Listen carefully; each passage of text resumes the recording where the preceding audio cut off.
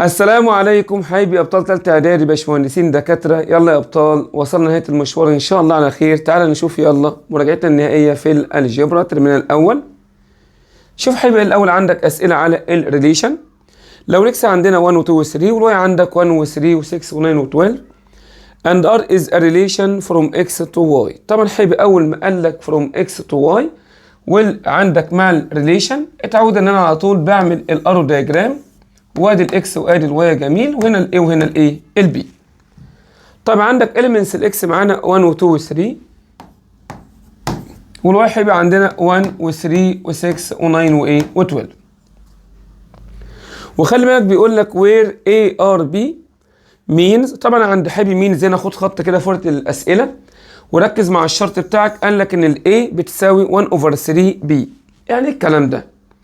يعني الاي بتساوي ثيرد بي. افهم تاني، اقرا ايه الكونديشن ده مره 2 و3. معنى كلامك ان الاي بتساوي تلت البي او البي قد الاي 3 مرات. يعني مين الصغيره؟ الاي، والبي قدها 3 مرات. يبقى هيبقى الاي ايكوالز 1 اوفر 3 بي ان البي قد الاي 3 مرات. تعال نجرب كده يلا. ها ال1 مين هنا قد 3 مرات؟ ال1 يروح لل3 عشان ال3 قد ال1 3 مرات. طيب ال2 مين قدها 3 مرات؟ ال6. طيب ال3 ال9. مستر مش فاهم ديت قوي. ممكن حركة تانية اشيك شوية، هي انك تعمل ايه؟ هتطلع 3 ملتبلايد هنا، يبقى ال1 بي بتساوي 3 تايمز الاي، واكتبها كده البي بتساوي 3 تايمز الاي. وتعوض بقى، خد الاي مرة ب1 يبقى 3 تايمز ال1 تطلع ب3. هات ال2 3 تايمز ال2 تطلع ب6 معاك. هات ال3 3 باي 3 يطلع معاك بكام؟ توديك على ال9.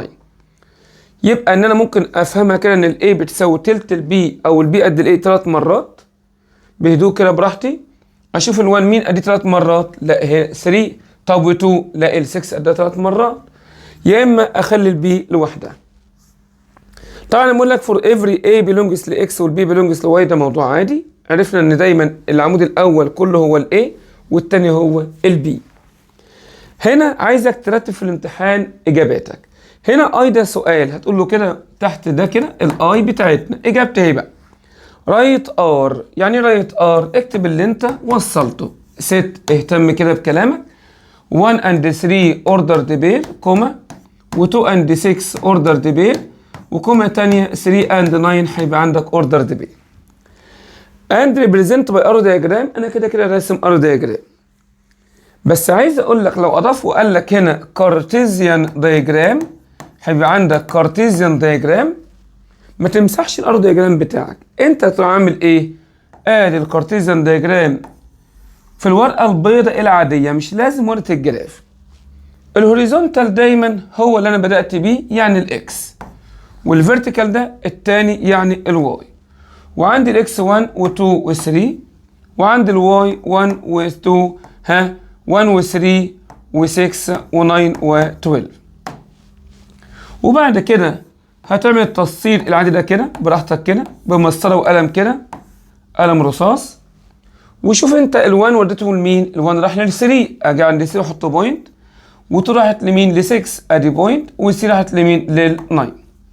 حابب تكتب اوردر ديبير جنبيها 1 اند 3 مفيش مشكله. المهم ان انت البوينتس بتاعت الكارتيزيان لازم تتعمل. طب بعدها بيقول لك ايه؟ دبل اي، يبقى اعمل كده ابص اهي دبل اي. سؤال تاني is r a function؟ هتقول له بس yes او no. الار طبعا فانكشن عشان كل element مع الاكس طلع منه 1 ايه؟ 1 ار. يبقى اقول له حبيبي عندك هنا ايه؟ yes. جاوبتك اهو تمام. ولو لا اقول له نو.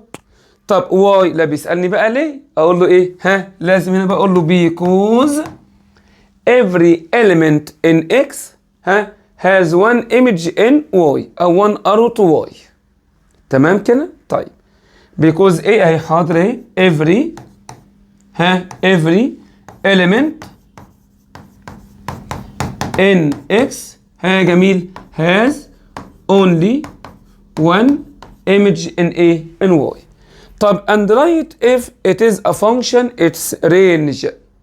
هنا يا جماعه بكمل ادي الرينج بتاعنا لانها فعلا هي فانكشن. والرينج عندنا بناخد ايه؟ بناخد الايمجز اللي هنا 3 و6 و9. وهو ده هيبقى عندك الايه الرينج بتاعنا. لكن لما تيجي هيبقى عندك بعد كده نمبر 2 يا ابطال اف اكس ايكوال 1 0 2 و 3 والواي عندك تمام and r is a relation from x to y. انا كنت هيبقى عندي رسمت الار وايه دايجرام، ادي الاكس وادي الواي والاي والبي، وعندي elements الاكس تمام والواي تمام. طيب المهم بقى الشرط بتاعك means ايه معناه؟ قال ان ال A is multiplicative inverse of B. وانا بقول طالب تالتة اعدادي الشاطر ما شاء الله المهتم، عايزك تقرا دوت مرة واثنين وثلاثة. A multiplicative inverse of B، A multiplicative inverse of B. افتكر multiplicative inverse كان بيشقلب بس بيعكس علامة، اما الاديتيف inverse يعكس العلامة. حاجة تانية الزيرو حبيب قلبي في الاديتيف انفرس يطلع بزيرو، ده لو هتعمل اديتيف انفرس. اما هيبقى عندك الزيرو في المالتيبليكيتيف انفرس عندنا خلي بالك ملوش مالتيبليكيتيف انفرس لانه ما بيتقلبش. اصل زيرو معناه زيرو على 1 هتبقى 1 على زيرو انديفايند. فلما اجي تعالى نشوف يلا المالتيبليكيتيف انفرس بتاعنا كده ال1 ده اشوفه 1 على 1 لانه اي حاجه اوفر 1. طب لما نقلب برضه 1 على 1 يعني ب1 من هنا رحت ل1. طب الزيرو لما الزيرو يتقلب ما بيتقلبش يبقى undefined هينزل تحت، عشان كده الزيرو ملوش multiplicative inverse. هل اروح لزيرو؟ لا تبقى غلطت هنا، الزيرو ملوش multiplicative ايه inverse، ما يتوصلش لحد ما يقبلش. طب ال2 بتاعتنا 2 على 1 يبقى 1 over 2. طب ال3 1 over 3. طيب قول لي ايه هنا رايت ار، هنا ما قالكش بقى اي ودبل اي زي المساله اللي فاتت كده، اخد بالي من كلامه لا يكون في كده حته متداريه ولا حاجه. رايت ار ده سؤال الار يبقى ست 1 and 1 order the pair 2 and half 3 and 1 over 3 represent it by arrow diagram. انا كده شغال، ولو قال لي كارتيزيان هرسمه تمام. is r a function لحظه كده هنا هل كل element لا الزيرو ما طلعش منه ار يبقى نوت ايه فانكشن، عشان كده حبيبي انا بقول له ار از نوت ايه فانكشن. بس قال لي واي اجاوبه، ولو ما قاليش واي ما اقولوش ليه because element 0 has no image to ايه to y. انما هيبقى عندك هنا 3 x 0 1 و2 و3 و4 و5 و6 تمام دي الاكس and r is a relation on x. خد بالك هنا بقى on x يبقى انت يا جميل هتعمل الار دياجرام ادي x والعمود الثاني برضه x وبالهادي كده وما تتلخبطش. الاكس معانا 0 و1 و2 و3 و4 و5 و6 هنا برضه كده اهي تمام حاضر حبيب قلبي. قال لي هنا ايه ان الاي دبل البي، بمعنى ان الاي دبل البي. خد بالك من حاجه يقول لك ان الاي سكوير ايكوال بي، يعني كل رقم A اعمل له باور 2 يطلع البي ده لو سكوير. يعني مثلا 1 باور 2 تبقى ب1 اروح ل1، 2 باور 2 تبقى 4 اروح ل4، 3 باور 2 ب9 اروح ل9 كده يعني. طيب انما لما يقول لك هنا دبل الاي دبل البي يعني الاي قد البي مرتين، الاي توايس البي او الاي دبل البي يعني الاي قد البي مرتين، يعني البي صغيره. يلا كده نشوف طب هنبدا من هنا ده اسهل. ال6 قد مين مرتين؟ قد ال3 عايش. طب وال5 قد 2.5 بس مش موجوده. طب ال4 قد 2 مرتين. طب ال3 قد ال 1.5 نصها بس مش موجود. طب ال2 قد ال1 مرتين. طب ال0 قد 0 مرتين. يا مستر ازاي؟ انا اقول لك ما انت لو جيت عملت 3 باي 2 ترجع ل6 تاني عشان دي نصها، و2 باي 2 ترجع ل4 تاني. طب 1 باي 2 ترجع ل2. طب 0 باي 2 ترجع ل0. فيقول لك الزيرو قد 0 مرتين و3 و10 كمان، عشان الزيرو في اي رقم هو نفسه 0 يبقى هيبقى 0 اند 0. طب نكمل كده رايت ار، الار بتاعتنا بقى فين؟ بس رقم واحد والرقم واحد، يعني خلي الاجابات بالارقام. الار عندنا اقول له 0 اند 0 وعندك 1 2 اند 1 وهيبقى عندك 4 اند 2 وهيبقى عندك 6 اند 3 واقوم قافل الست. رايت ار كتبت تمام and show if it is a function or not. طبعا ار نوت فانكشن عشان ال 5 وال 3 وال 1 ما طلعش منهم اي حاجه، يبقى اقول له كده هيبقى اند ار از نوت فانكشن. هتقول لي بيكوز حاجه مش لازم ما قالكش واي، ولو كان قال لك واي تقول له اختار اي سبب من دول، اما 1 او 3 او 5. بيكوز element مثلا 1 نو ار وخلاص.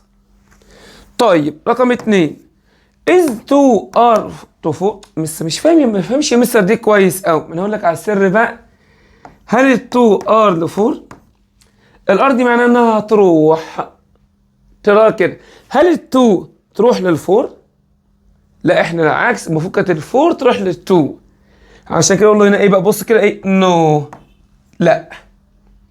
بقول لك از 2 تروح لل 4، لا المفروض ال 4 تروح لل 2 عشان ال A قد ال B مرتين، يبقى نو. طب 3 find the value of x لو ال 6 راحت لل x.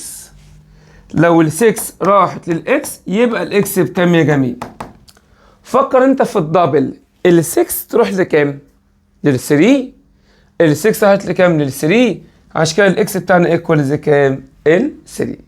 يبقى حكايه الار دي تروح. حبايبي نمبر 4 معاك اكس 3 اند 4 والواي 4 اند 5 والزد 6 اند 5. جميل قوي. فايند اكس برودكت. انت عارف ان برودكت يعني هنوزع على الواي انترسكشن الزد. هنا تهدى قوي كده، السؤال ده زحمه شويه لكن خد بالك من حاجه. الاول اكس عندنا اكتبها اللي هي عندي 3 اند 4. هنوزعها على، عارف يا ترى العلامه دي معناها ايه؟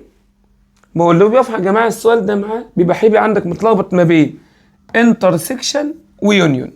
نقول له خلي بالك انترسكشن عايزين الحاجه المشتركه بين الاثنين، اما يونيون عايزين كل حاجه من غير تكرار. فايه المشترك من الواي والزد؟ ادي الواي ادي الزد مشتركين في الفايف، يبقى 5. البرودكت هنوزع ده على ده يبقى 3 اند 5، بس اوعى اتقلنا كده اوردر ديبير 3 اند 5. ومين تاني؟ و4 اند 5. طيب في دبل اي، بس ده كان اي تمام، دبل اي يا ابطال. الاكس ديفرنس واي توزعها على الزد. ايه اللي في الاكس بس مش في الواي؟ اجي ابص كده ادي اكس واي اللي هنا مش هنا. بص بقى اشرحها بطريقه سهله قوي. ايه الحاجه اللي مشتركه؟ الفور. شطب كده الفور هتلاقي ال 3 هي اللي زياده. فانت عشان تعرف الديفرنس ده الاول شطب المتشابه عشان يوسع لنا، انا عايز المختلف. هلاقي الاكس زياده بال 3. طب لو كان السؤال واي ديفرنس اكس يبقى اخد ال 5. فدايما الاولاني هو اللي معاه الاجابه. يبقى ال 3 عندنا هنا تمام اهي حبيب قلبي. هنوزعها على الزد. الزد عندنا كام وكام؟ يبقى 3 اند 6 معاك ادي اوردر ديبير اهي براحتك كده تمام. وهيبقى عندك 3 اند ايه اند 5. اما ابطال معانا سؤالنا بيقول اف ذا ستريت لاين. خد بالك مع اسئله كده معاك الستريت ايه لاين ريبريزنتس هيبقى عندك ذا فانكشن اف such that r to r. مش هيفيدك قوي ده يفيد طالب تانية ثانوي. بص بقى هي اسمها اف اكس. خلي بالك دايما الاف جنبيها ده كده رقم الاكس، خد بالك من ده كويس. 6 اكس ماينس مين؟ ايه جميل. ده الفانكشن بتاعنا هيبقى اللي اشتغل بيها. قال لي قطس ايه؟ واي اكسس. في ناس ساعة فانكشن بتلخبطها شويه، هقول لك على سر خد بالك معايا تفهمها 100 100. الاول قطس يا جميل الواي اكسس يعني الاكس بتاعتنا بتساوي 0. اكتب دي عندك بايدك كده، لان هيبقى عندك هنا التقاطع مع الواي اكسس الاكس ب0، اما في الاكس اكسس الواي ب0. يبقى انا فهمت لما قال لي قطس واي اكسس احط اكس ب0 ات ذا بوينت يبقى لازم دي تكون ب0. عشان كده من هنا بستنتج ان البي ب0. يبقى يا حبيبي هنا اجابتي اول حاجه البي ماست بي ايكوال 0 عشان تبقى 0 مكان اكس، لان انت على الواي اكسس يبقى اكس ب0. كده البوينت بتاعتنا بقت عندك كام وكام؟ 0 اند 3. عايزك بقى من النهارده اي مساله فانكشن كلاميه فيها بوينت موجوده عوض بيها. حط ده مكان اكس ده مكان واي تستفيد. بقول لي احسب قيمه 2a بلس 7b.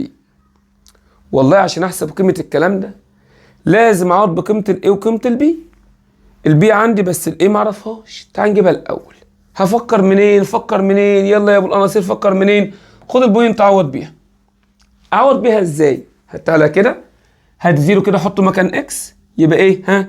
فانكشن 0 بتساوي، كمل، حط 0 مكان اكس، 6 اكس، بص ادي 6 وادي براكت اهي، جميل قوي، برافو عليك. انا عايزك البراكت بتاع الزيرو حط مكان اكس ماينس الاي. كده انت خلصت. هتقول ايكوال، انا عايز بقى نتيجه الواي بكام؟ بال3، لان اف اكس هي الواي بتاعتنا. فانت حبيب قلبي خد الزيرو يلا، مش لازم حتى اكتب دي، يبقى ب6 براكت 0 ماينس a بتساوي كام؟ 3. هنا عندي اي حاجه في 0 اشرب عليها خالص. نيجاتيف a ايكوال 3، اودي علامتي هناك، يبقى الاي ايكوال نيجاتيف a ابطال 3. خلاص انا كده تعبت وفرهطت في المساله، ما انت خلاص خلصت. احسب يلا 2a بلس 7b. عايزك حرف تعويضات، اما تيجي تعوض مكان اي رمز شيل وحط براكت بسرعه. 2 اهي، الاي بتاعتنا كانت بكام؟ نيجاتيف 3 بلس اهي ال7 اهي، البي بتاعتنا كانت بكام؟ ب0. طبعا اي حاجه في 0 ملغيه خالص، يبقى في الاخر نيجاتيف ايه؟ نيجاتيف 6. اما طبعا هنا بسؤال بيقول لي represent graphically the curve of the function، والفانكشن هيبقى عندنا ظهر معاه الباور 2 يعني الكوادراتيك. انت اول حاجه تجيب جدول بتاعنا باستخدام آلة حاسبة، اللي هو ان انت هيبقى عندك طبعا بتفتح عندك هنا مود آلتك الحاسبة، يلا دوس كده معايا مود آلتك الحاسبة، وبعد كده هيبقى عندك التيبل ده هنفتحه ازاي؟ هتلاقي جنبيه رقم، اذا 7 تدوس على 7، اذا 5 دوس على 5. افتح بقى التيبل وبعد كده دوس ايكوال. اما تفتح هيبقى عندك التيبل على طول تقوم آلتك كاتبه لك كده اف اكس. انت دورك بس حاجتين مهمين، هتكتب دي صح، براكت اكس ماينس 3 اول باور 2، هفتح براكت هكتب الاكس ماينس 3 اول باور 2. اكتب الاكس ازاي؟ اقول لك اهو، سامعني؟ في زرار فوق اسمه الالفا جنب شيفت، وفي تحت معاك هيبقى عندك علامات البراكتس دي، دوس على هيبقى عندك زرار الالفا وبعد كده البراكت ده يقوم كاتب لك الاكس، الفا براكت ماينس 3 وباور 2. كملت هتدوس ايكوال. الآلة هتقول لك طب الستارت بتاعنا يا ابطال بتبقى الآلة كاتبه ارقام، اوعى تبص لها. هتكتب ده بتاع الانترفال، هقوم كاتب 0 وادوس ايكوال. تقول لك طب الاند، خد بالك معايا كويس، كاتبه ارقام هي 5 تقريبا، اوعى تبص له، اكتب الرقم ده. هتكتب 6 وتدوس ايكوال. تقول لك طب الستيب 1، تدوس ايكوال عادي، دوس مع الستيب 1 ايكوال. هيطلع لك كده جدولك، بس ادي اكس وادي اف اكس. اكتب لك كده 0 اللي انت بدأت بيها، مديك هيبقى رقم زي 9، بعديه 1 مديك هيبقى 4، بعديه هيبقى عندك 2 جايب هيبقى عندك هنا ايه 1، كده عندك 3 جايب هيبقى عندك هنا ايه 0. انزل بالآلة لتحت كده، بتدوس على السهم اللي ينزلك من تحت، جايب ايه بقية جدولك. كده انت جبت جدولك بالآلة اهو، بالمود ايه تيبل. هتقوم جاي في ورقة الإجابة، وعايزك يا ريت في ورقة الامتحان السؤال ده لازم تحل في ورقة الجراف. فعشان كده لو السؤال ده في الامتحان مثلا ترتيبه كان كويشن 3 كان ايه، هتقوم انت جاي في الورق الابيض العادي كويشن 3 تقوم قايل له كده ان ذا جراف، اديله كده هنت ان انا مجاوب ده في الجراف، واروح رايح عند الجراف هناك بيبقى كده جنبيك ورقة الجراف كده مربعات كده متسطرة، وجنبيها ورقة بيضة عادية. في الورقة البيضاء اعمل الجدول اللي انا جبته بالآلة في الورقة البيضاء، وفي الجراف ارسم عادي، وادي هيبقى عندك جدول ايه آلتك الحاسبة وانا جبته تمام، في الورقة البيضاء كتبته له. طيب اجي على الجراف بقى نحط النقط بقى جميل، 0 اطلع ل 9 يبقى 0 اطلع ل 9 كده فوق، 1 اطلع ل 4 كده فوق يا جميل اهي، 2 اطلع لحد 1 هوبا فوق عند ال 1، 3 اطلع ل 0، 3 لا هوبا مكاني، ما اصل الواي لو بوزيتيف اطلع، نيجاتيف انزل لكن ما اجيش هنا، 4 هوب اطلع ل 1، 5 هوب اطلع لحد 4 يا جميل، 6 هوب اطلع لحد فين؟ لحد ال 9. وتوصل بايدك كده من عند ما بدات وتمشي خطوه خطوه بايديك، بص اهي بص اهي، واحده واحده كده تطلع كيرف عامل زي الحله كده او زي الطاقيه كده عادي. فبيسالني بقى عايز كوردينيتس ذا فيرتكس. الفيرتكس يا شطار دايما هي البوينت الوسطانيه بتاعتنا، بص 9 9 4 4 1 1 هتتحرك بقى اهي. هنا 3 وهنا 3 الوسطانيه بتاعتنا. هجاوبه كده بص ايه، اقول له كده ايه في الورقه البيضاء اللي جنب الجراف ان الفيرتكس بوينت بتاعتنا كانت 3 and 0. طب عايز equation axis of symmetry. هيبقى الاكس اوف سيمتري اللي هو الخط اللي نازل في النص ده، وده مش لازم يترسم، انا هاخد الاكس ب 3 بتاع الفيرتكس. فدايما هيبقى عندك الاكس بياخد من الفيرتكس رقم الاكس. حلوه دي، خد بالك، ياخد من الفيرتكس رقم الاكس. يبقى الاكس اقول له اكس بتساوي 3 ثابته ثابته. القيمه الفاليو بتاعتنا سواء مينيمم او ماكسيمم هي قيمه الواي اللي في الفيرتكس. بس عشان بص 941 بيقل تبقى اسمها مينيمم، وهتلاقيها دايما تبقى تحت المينيمم في الحله تحت. لكن لو كان كده هتلاقيها بدي اسمها ماكسيمم. فاقول له هيبقى عندك هنا ان المينيمم فاليو الواي بتساوي مين؟ الزيرو. يبقى اتأنى وبراحتك كده مود تيبل يجي مظبوط في الورقه البيضاء بكتبه له وارسم على طول في الايه؟ في الجراف. اما يا ابطال هنا بيقول لي ايه؟ از اوبزيت فيجر. جميل قوي، رسمه زي دي. يا ترى بيقول لك ان ايه؟ بص خد بالك ان الاف اكس ام ماينس اكس سكوير. الرسمه دي اف اكس بتاعتنا، دي القاعده. او اي 4 يونت، يعني الاو لحد الاي 4 يونت، يعني بوينت ايه هتبقى 0 اند 4. ليه بقى؟ انت هتطلع 4 بس انت على الواي اكسس، يبقى اكس بتاعك بزيرو، وسواء بوينت سي او بي تبقى الواي هي اللي بزيرو. براحتك براحتك قوي. على الاكسس الزيرو شغاله معاك بيحل المسائل، وانا على الواي اكسس احط الاكس بزيرو، يبقى دي قلت 0 اند 4. في رقم واحد عايز الايه؟ فاليو الام. طبعا هيبقى انا عندي هنا المفروض دلوقتي ادي اي، انت قلت ان فانكشن اكس بتساوي ام ماينس اكس سكوير، يعني هيبقى عندك الواي بتساوي ام ماينس اكس سكوير. بص يا جميل، انا عشان اجيب الرمز ده لازم اعوض مكان اكس وواي. دور هل في عندك حاجه تعوض بيها؟ انا قلت لك لو في بوينت معاك ما تسيبهاش، عوض. يلا نحط 0 مكان اكس والفور مكان مين؟ الواي. يبقى الفور دي بص اهي بهدوء كده، وزيرو مكان اكس 0 باور 2 تبقى بزيرو، مش لهاش عايزه، تبقى الام بكام؟ بفور. يبقى كده اهي 0 باور 2 بزيرو. يبقى انا هيبقى عملت ايه؟ خدت الزيرو بدلتها مكان اكس والفور مكان مين؟ الواي، وبالهادي كده. طب خلاص الام بفور احطها مكانها، يبقى كده عندك زين تعديل بقى لي انا، يبقى الواي او ما هي الاف اكس يعني واي ام ماينس، لا اما 4 بقى يا مستر. ماشي تمام. تعال نشوف رقم 2. عايز كوردينيتس يعني اكس وواي للبي والسي. هو البي والسي على الاكس اكسس، يبقى لازم نحط الواي بزيرو. ماشي، لما احط واي بزيرو جميل اهي، بوت ان الواي بتاعتنا بيساوي كام؟ زيرو. هيبقى عندك هنا دي بزيرو مش كده؟ اهي زيرو بتساوي، لو جبت اكس دي بالبوزيتيف هنا يبقى اكس سكوير ايكوال 4 مع السكوير روت اكس ايكوال بوزيتيف نيجاتيف مين؟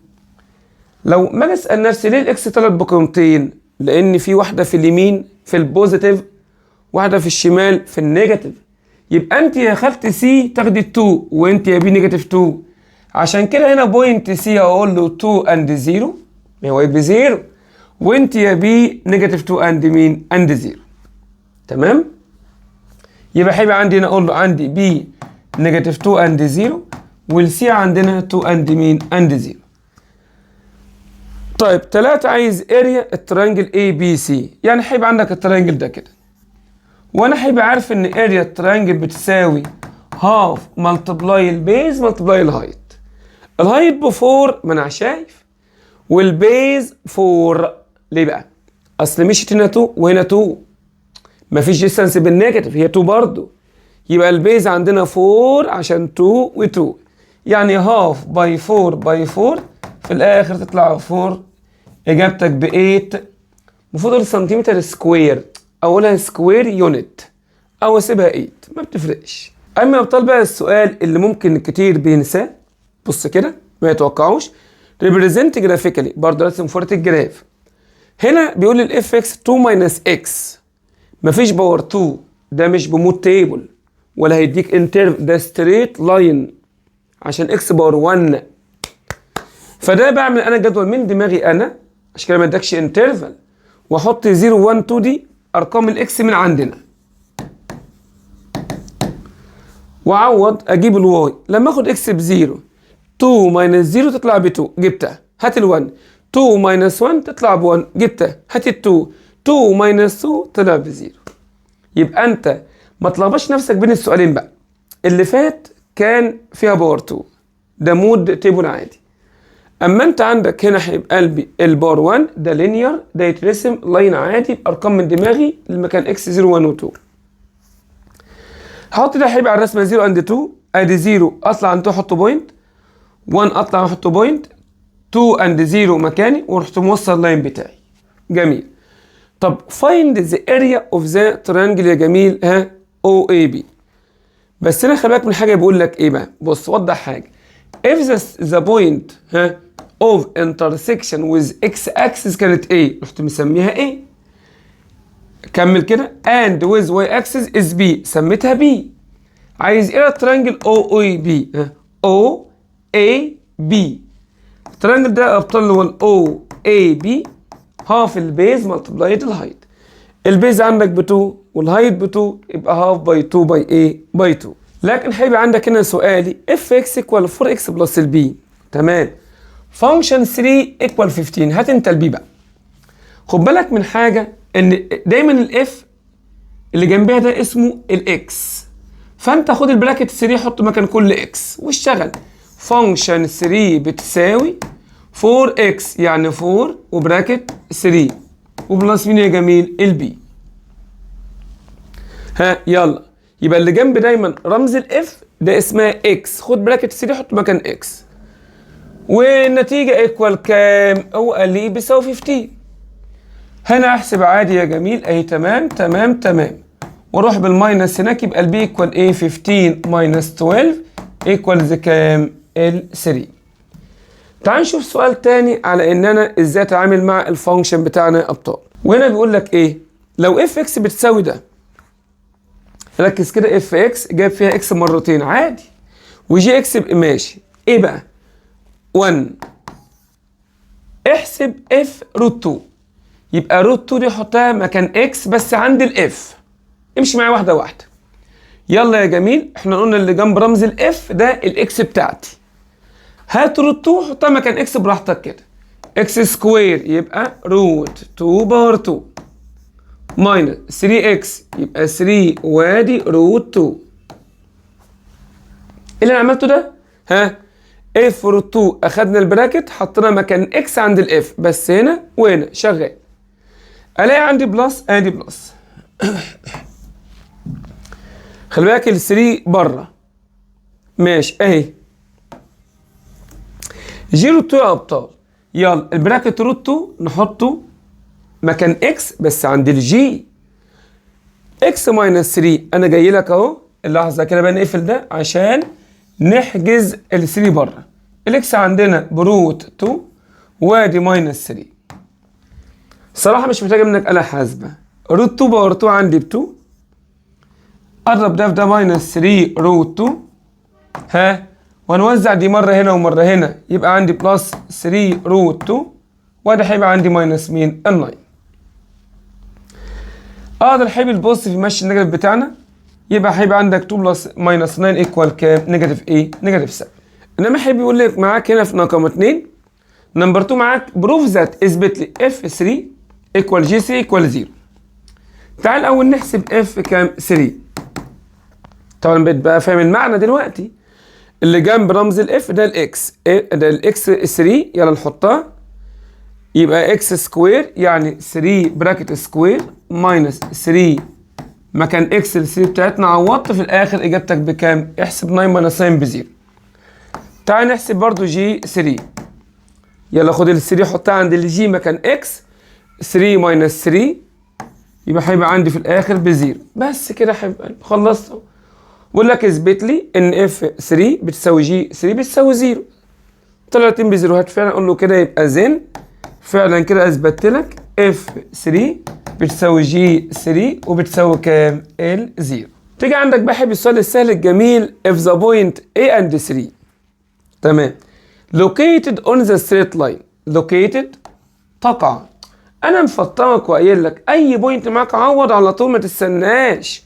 هنحط ليه مكان اكس وال3 مكان مين؟ الواي. which represent يا جماعه ايوه تعالى لي انت بقى اف اكس بتقولنا equals 4x minus 5. يلا يا جميل خد الايه حطها مكان اكس يعني اف اي بتساوي 4 براكت الاي ماينس ال5. خلصت؟ طب يساوي كام النتيجة بتاعت الواي؟ 3. طبعا عندك 4a يبقى 4a يا جميل وال5 تروح هناك بالبوزيتيف يبقى انت ب 8 وانز ديفايدد اللي بتاعك بكام؟ ب 2. فك اللغز بتاعنا تعويض بالبوينت اهم حاجة عندنا. لكن هيبقى عندك هنا يقول لي السؤال find the number. يبقى انا هيبقى افترض ان النمبر ده let the number is ايه؟ ان النمبر بتاعي ده يا جميل هو الاكس. بيقول لي that if we subtract هعمل ماينس size of it. حبيبي ترجم كده الجملة دي size of it يعني 3x امال twice of it يعني 2x. طب its square x باور 2. From each of the two terms of the ratio 49 و 69 يعني 49 و 69 دي اسيبهم؟ لا هنعمل ماينس ماينس بس ماينس 3 اكس. في بقى طالب ينسى يعمل ماينس اكس مع انه قال لك سلايز اوف ات يعني 3 اكس ايكوال 2 على 3 يبقى انا هيبقى عندنا 2 على 3. وعايزك في الامتحان هيبقى قلبي تتمكن قوي بامر الله من ازاي تعمل كروس مالتيبليكيشن او نحط الميزان. وهبدا ب 2 او ب 3 ما بتفرقش معاك. فانا مثلا جبت ال 2 بتاعتي بص كده اهي 2. يا سلام لو تعمل براكت ده كده وتوزع براحتك تبقى بص مفيش غلط معاك ان شاء الله. بص كده بص هيبقى قلبي كده وزع ده باي ده بالاله يطلع هيبقى عندك هنا 147 وده باي ده بالاله يا جميل يطلع هيبقى عندك ماينس 6x 3 باي 49 بالاله. احسب كده هيبقى عندك يلا بآلتك الحاسبه هنا 138 147 وده باي ده بالاله نيجاتيف 9x. بعد شويه تعمل ايه بقى؟ بص بقى تيجي على المجهول اكس واكس تعمل كده علامه تحديد. هنقلك انت هنا انا دايما اجيب الاكس حبيبي ناحيه الليفت. صاحب البيت ده لما تثبته كده مش هتتلخبط واللي هيجي اذا نيجاتيف يجي بالايه؟ بالبوزيتيف. دي بقى الحركه اللي تخليك تحل 100 100. صاحب البيت دايما اثبته ده صاحب بيته علامته معاه ماليش دعوه بيها وانت تتعكس. طب ده يروح هناك يبقى 147 ده صاحب بيت وده يروح بالنيجاتيف 138. خد الاكس دي بقى كومن كده ثبتها الاول ويلا نيجاتيف 6 بلس 9 بآلتك الحاسبه يطلع معاك ب 3. ماشي يا ابطال تمام. واحسب ده يطلع معاك هنا ب 9 وانزل بالديفايدد في الاكس في الاخر ايكوال كام؟ ال 3. يعني اتمنى اكون فهمت هنا السلايز اوف ات تمام. تعال نشوف مسائل كلاميه تاني على الريشيو.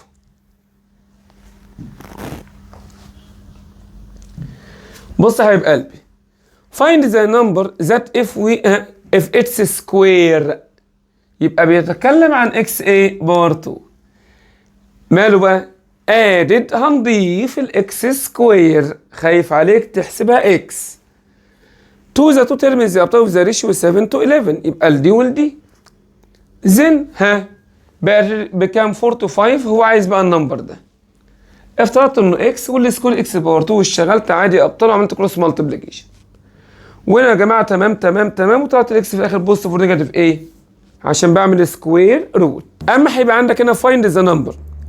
طيب كأن اكس بتعمل بيه that if we add to each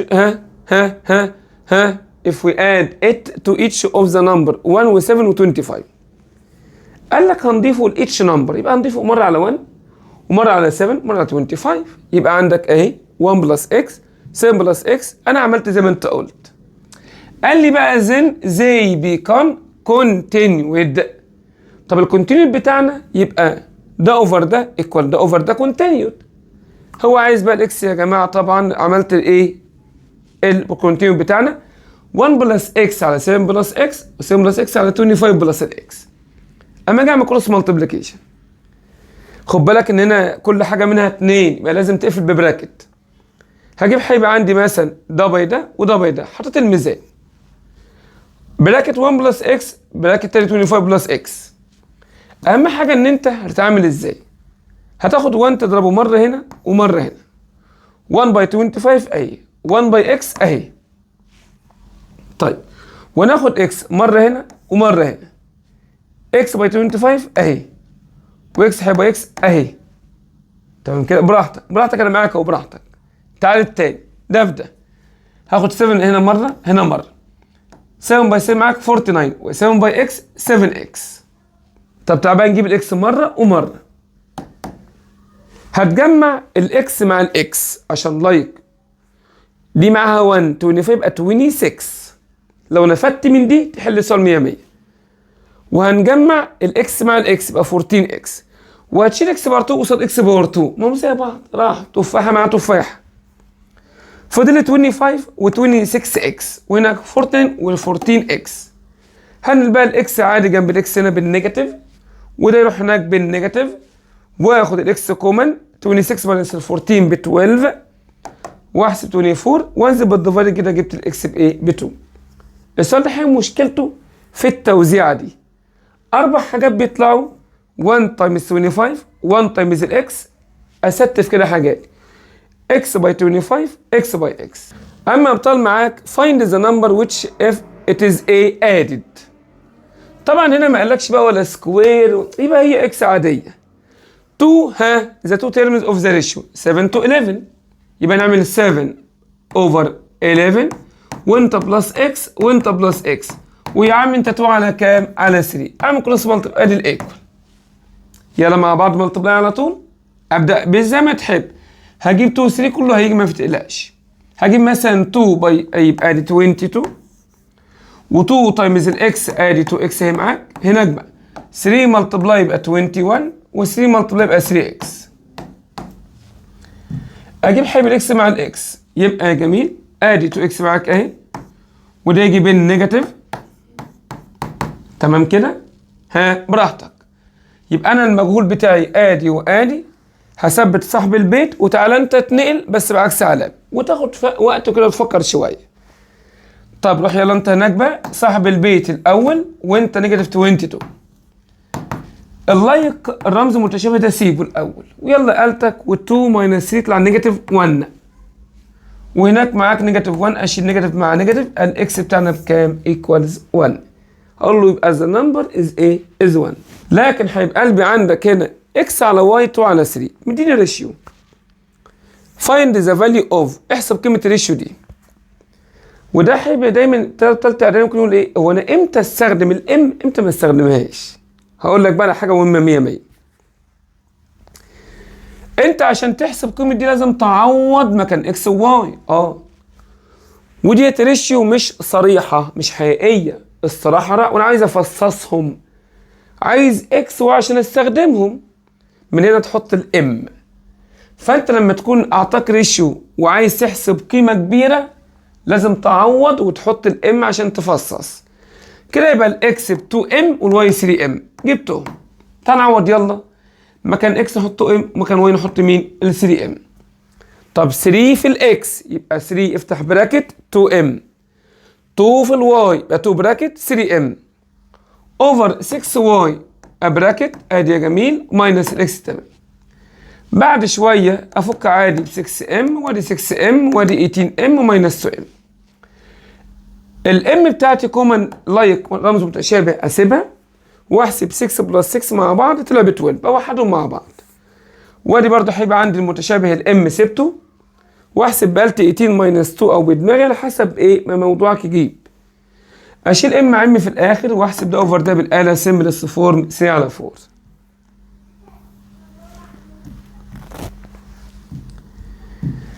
ابطلنا. انما السؤال ده بيقول لي ايه؟ بروف ذات ان الاي والبي والسي والدي ار بروبورشنال. هو ده بقى مهم جدا. اما يقول لك اثبت ان في بروبورشنال، يبقى ده مش الام خالص، اوعى تحط ام، دي الحاجه اللي ما ينفعش الام فيها خالص يا ابطال.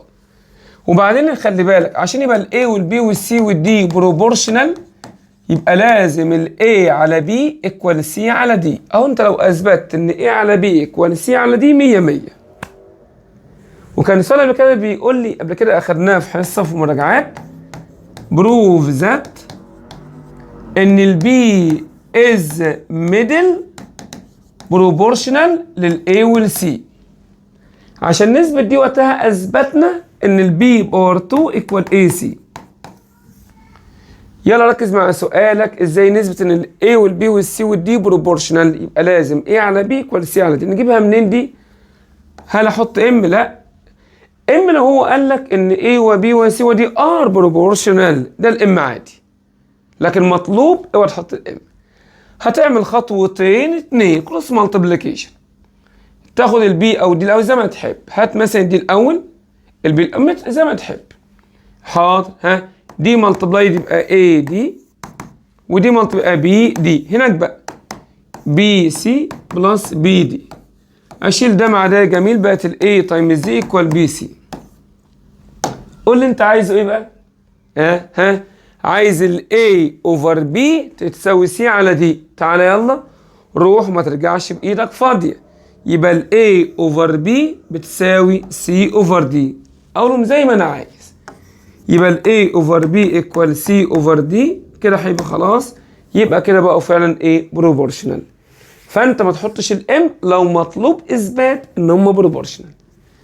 انما تعالى بقى نشوف، بص كده السؤال ده بقى السؤال الجميل عشان نفصل كده شويه. بقول لي حبيبي لو اوردر ديبيل يساوي اوردر ديبيل، طب ايه يعني؟ فايند ذا فاليو اوف اكس اند واي. ما انا بعمل فاصل واخلي الاولاني قدام الاولاني، اكس بلس ال 3 بتساوي 5، والتاني قدام التاني، وحل عادي بقى. روح بالماينس، يبقى انا اكس ايكوال 5 ماينس 3 بتساوي 2. اعمل سكوير روت، بحب الواي ايكوال بوزيتيف نيجاتيف ايه يا ابطال؟ ال 3. هيبقى عندك هنا سؤالي A و B و C و D are proportional. تمام. then prove that. بص بقى، هو ده بقى اللي ايه؟ هم اصلا بروبورشن، ده بتاع الام عادي بقى. وده الليفت وده الرايت. كنا بنيجي نعمل ايه؟ نفتكر كده، بص كده، عشان الاي والبي والسي والدي بروبورشنال كنا بنحط يبقى الاي اوفر بي ايكوال سي اوفر دي ايكوال مين؟ ونجيب الاي بتاعتنا ايكوال بي ام، والسي ايكوال ايه يا جميل؟ دي ام. براحتك كده. هنعوض مكان كل ايه وكل سي نشتغل. ادي الليفت هاند سايد. كنت هقولك على حركه جميله جدا، انك انت هتركز على الاي وعلى السي بس. اجي على الاي اعمل دايره وعلى السي دايره، لكن بي والدي لا. يبقى ليفت هاند سايد، هوريك بس فورمه هنا كده، خد بالك معايا. اي باور 2 براكت كده صغنونه اهو معاك، وادي البي ام بلس سي باور 2، السي براكت صغنون عشان في بار حط براكت يا جميل. انما بي باور 2 زي ما انا، دي باور 2 زي ما انا. هوزع الباور هنا وهنا، يبقى بي سكوير ام سكوير، ودي باور 2 ام باور 2، وتحت معانا يا جميل بي باور 2 بلس الدي باور 2. هينفع اشيل؟ لا، البلس يمنعك، لكن في هنا كومن متكرر ام باور 2 ناخدها بره كومن. لما جيت حبي عملت كده، هيفضل لي بي باور 2 بلس دي باور 2، وتحت هشيل ده مع ده، يبقى انا في الاخر ام باور 2. تعال بقى للرايت هاند سايد، الاي ملتبلاي سي على بي تايمز الدي. برضه زي انا ما اتفقت معاك، اشيل اي اي واي سي، يبقى ماشي الاي والسي. الاي عندنا بدلتها ببي ام والسي بدي ام. طبعا ده كانه ملتبلاي، ما مش بلس او ماينس، يبقى ده الام في ام باور 2 عادي، واشيل بي دي مع بي دي، في الاخر ام سكوير، يبقى الليفت ايكوال مين؟ الرايت. اما يا ابطال معاك هنا بي از ميدل بروبورشنال. معنى بي حب از ميدل بروبورشنال بين الاي والسي، يبقى ده كونتينيود، او اللي يبقى اي وبي وسي ده كونتينيود. واعمل بقى اي اوفر بي ايكوال بي اوفر مين؟ اوفر سي ايكوال ام. اصل ما بروبورشنال بقى. يا حبيب قلبي، اي على بي ايكوال بي على سي ايكوال ام. وفي الكونتينيود كنا بنحدد اخر واحد في الايه؟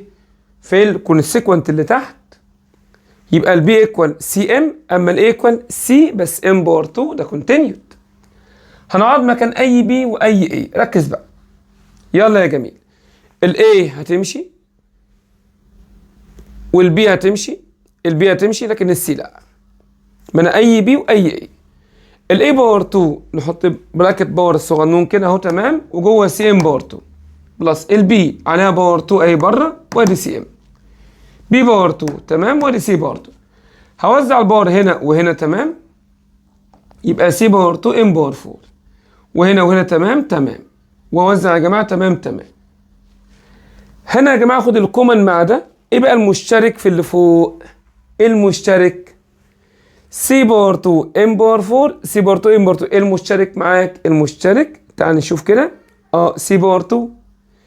طب بس الام مشتركه بس في باور 2 باور 4، خد الصغيره يبقى ام باور 2 وسي باور 2. اما اطلع سي باور 2 ام باور 2 يا جماعه من دي هيفضل لها ام باور 2 عشان باور 4، لان ام باور 4 هخصم منها ام باور 2 يفضل ام باور 2 بالماينس الباور، ودي كلها تطلع بره ال1 ده يتكتب. عارفك يا ستاموني الكوفيشنت 1 لان كلها طالعه بره. طيب هنا عندك الكومن كان سي باور 2 تمام، لما اشيل سي باور 2 فضل لك ام باور 2 بلس ستاموني ال1 يتكتب. اشيل براكت مع براكت في الاخر يبقى انت ام باور 2. اما يا جميل بقى الرايت هاند سايد كان ايه على سي، الاي بتاعتنا بقعد مكانها بسي ام باور 2، شيل سي مع سي يبقى انا في الاخر ايكوال ام باور 2. اما يبطل معاك هنا A و B و C and D are continued، يبقى A over B، B over C، C over D، وادي الدي بتاعتنا. ونبدأ يلا C equal DM، B equal D M باور 2، A equal D M باور 3. كل ما تمشي خطوة تكمل كده. هنقعد حي مكان الليفت والرايت ونحسب، وانا بشيل اي C واي B واي A. ماشي يا ابطال تمام؟ تنبيه مهم جدا جدا مع السد ده، خد بالك منه كده. A و B و C and D are proportional، ده مش continued، ما قالش continued.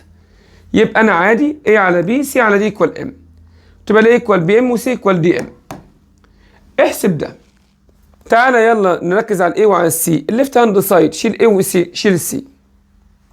A BM multiplied ال C، طبعا M في M باور 2، والبي دي هتمشي يبقى انا في الاخر M باور 2. طيب الرايت هاند سايد بقى يا ابطال جوه علامة ماينس، ما ينفعش اوزع عليهم الباور. حب الباور ما بتتوزعش على بلس ولا ماينس، مش صح. يبقى الرايت هاند سايد نسيب باور بره عشان ده ماينس او بلس، ما وزعش باور عليه، سبتها بره حازر حازر. انما التوزيع اللي كان معانا زي مثلا كده بي ام ده ملتبلاي توزع عادي عليه، يعني اسيبها سيبها، لو نزلت يبقى انت بتغلط. هحط مكان A بي ام والسي، هناخد الام كومن جوه اهي، هشيل ده معنا، فاضل لي ام وباور 2 يبقى انا ام باور 2، وكده الليفت ايكوال ايه الرايت. ده هيبقى عندك ريشيو ال A to B to C ايكوال 4 to 5 to 3. احسب ده. طبعا هنا تبقى ال A ب 4M، يبقى هيبقى عندك ال B ب 5M، والسي ليه؟ عشان هفصص واعوض بقى. فصصت الريشيو بالام عشان اعوض واحسب. يلا الليفت هاند سايد بتاعنا يلا هيبقى شيل ايه حط 4M يبقى 4M، البي عندنا 5M، والسي هيبقى عندك 3M.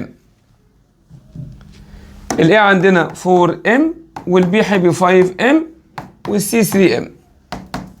خد بالك يلا تمام. هنا الام بتاعتنا متشابهه رمز لايك، ناخده معانا ونمسك الاله 4 ماينس ال 5 بلس 3، يلا احسب الاله الحاسبه. طلع معاك اجابتك بكام؟ ب 2. برضو الام هنا متشابه لايك معانا، يلا امسك الاله اكتب على الاله 4، يلا اكتب معايا بلس ال 5 ماينس 3، طلع ب 6 معاك. اشيل ام مع ام في الاخر 2 على 6 1 اوفر مين؟ كده وصلت، انت كده خلصت. ما تجيبش بقى رايت هاند سايد، ما انت وصلت له. قول له يبقى زن، يبقى كده هيبقى عندك الليفت هاند سايد بيساوي الرايت هاند ايه؟ هاند سايد. يعني براحتك كده. طب تعال نشوف السؤال تاني مباشر عن ده شويه. هو حابب يقول لي لو عندك اكس على 3 واي على 4 زد على 5 ايكوال، اثبت ده. انا اعمل ايه؟ احط الام وده بروبورشن، ده ريشيوز ايكوال. تبقى الاكس اخدها ب 3 ام، الواي ب 4 ام، الزد 5 ام. طبعا عوض يلا مكان اي اكس ب 3 ام والواي 4 ام والزد 5 ام 2 واي، يبقى ادي تمام ماينس الزد ادي تمام 3 اكس تمام ماينس 2 واي دي بس هيبقى عندك هنا تمام وللزد 2 باي 4 ام 8 ام وادي 9 ام بفك حبيبه البراكتس تمام. هاخد رمز المتشابه معانا 8 ماينس 5 بكام؟ ب 3. وهاخد رمز المتشابه برضو معانا واحسب 9 ماينس 8 بلس 5 اللي ممكن بالآلة هنا كده لم كده اضرب في الخلاط طلع ب 6 معاك. اشيل ام مع ام اسي على 6 ايكوال ايه؟ ايكوال ذا هاف، وده اللي كان عايزه مني جبته له. اما هيبقى عندك هنا a اوفر 2 ايكوال b اوفر 3 ايكوال c اوفر 4 ايكوال الكلام ده. عايز الكي ده حبيبي لما كان بيجمع هو ريشيو كنت انا بلغي بقى دي واعمل انا كده من عندي بص خطوه كده واحده 2a ماينس b بلس 5c. انا بحب اجمع الريشيو بتاعته ده مين ده 2 اهي. الاي اجيب مكانها كام؟ ال2. اهم حاجه التزم بالاي علامات دي تركيبات الريشيو. البي 3 السي عندك بكام؟ ب 4. احسب دي كده هبدها بالاله طلع ب 21. 21 دي مش كي دي 3 كي. اقول له بقى يبقى كده زين 3 كي ايكوالز 21 ويلا بالديفايد يبقى الكي ايكوال معاك كام يا جميل؟ ايكوال ال 7. اما بطل معاك هنا بيقول لي سؤالي ايه؟ لو الاكس ماينس 3 واي على اكس بلس واي ايكوال 2 على 3 احسب ريشيو اكس على واي. ده بقى مش ام، هو عايز منك ريشيو. بص عايز منك ايه؟ ريشيو. فانت تعمل ايه؟ الاول تهد ده تعمل كروس مالتيبليكيشن ايه براحتك كده. هبدا مثلا ب 2 ملتبلاي يبقى دي 2 وادي براكت اكس بلس 2 واي وهناك معاك هنوزع ال 3 على الاكس ماينس ايه 3 واي. ممكن تمشي براحتك كده وفي طالب يوزع على طول يعني ايه يقول لك 2 اكس بلس 4 واي عادي.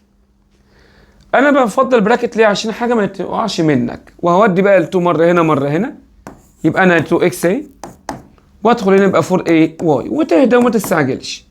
وادي هيبقى عندك برضو هنا وده ملتبلاي دوت 9 واي. وعايزك التخطيط ده يا جماعه كده عادي اشتغل بيه مفيش مشكله خالص. التجميعات دي ما توتركش. انا مستقر دايما بجيب اكس الناحيه دي. بص احدد رمز الاكس تثبت صاحب البيت كده الاول وتعالى انت بقى كده جنبيه بعكس علامه اهو. بص اهي هناك بقى الواي تروح الناحيه التانيه. ما هي الاكس جت الواي تقابل بقى. صاحب البيت نيجاتيف 9 واي. اهم حاجه صاحب البيت علامته معاه تبقى انت تحل 100 100 وتروح هناك معاك بالماينس 4 اي واي. الرمز المتشابه معاك هو الاكس. هحسب 2 ماينس 3 يطلع بنيجاتيف 1. اوعى تنسى النيجاتيف اكتب يا عم نيجاتيف 1 كمان يا ريت. الرمز المتشابه عندي واي واحسب نيجاتيف 9 ماينس ال 4 نيجاتيف 13. وبكده روح وايه ما ترجعش بايدك فاضيه. يبقى الاكس اوفر واي نيجاتيف 13 اوفر نيجاتيف 1. يبقى دي هيبقى عندك اكس اوفر واي بتساوي نيجاتيف 13 اوفر نيجاتيف 1. هشيل دي مع دي عادي يبقى في الاخر اجابتك 13 اوفر 1.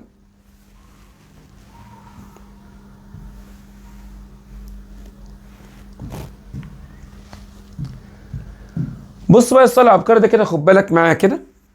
لو 2 ايكوال 3 بي ايكوال 3 سي احسب قيمه الكلام ده. طب انا لازم عندي ريشيو عشان اعوض بيها. ما انا عارف والام يا عم انا عارف. بس اجيب ازاي الاي والبي والسي؟ دي يا جماعه حركه قبل كده خدناها في 6 ابتدائي. بص بنعمل ايه؟ بنعمل اوفر اوفر اوفر عشان اخليها ريشيو بروبورشنال.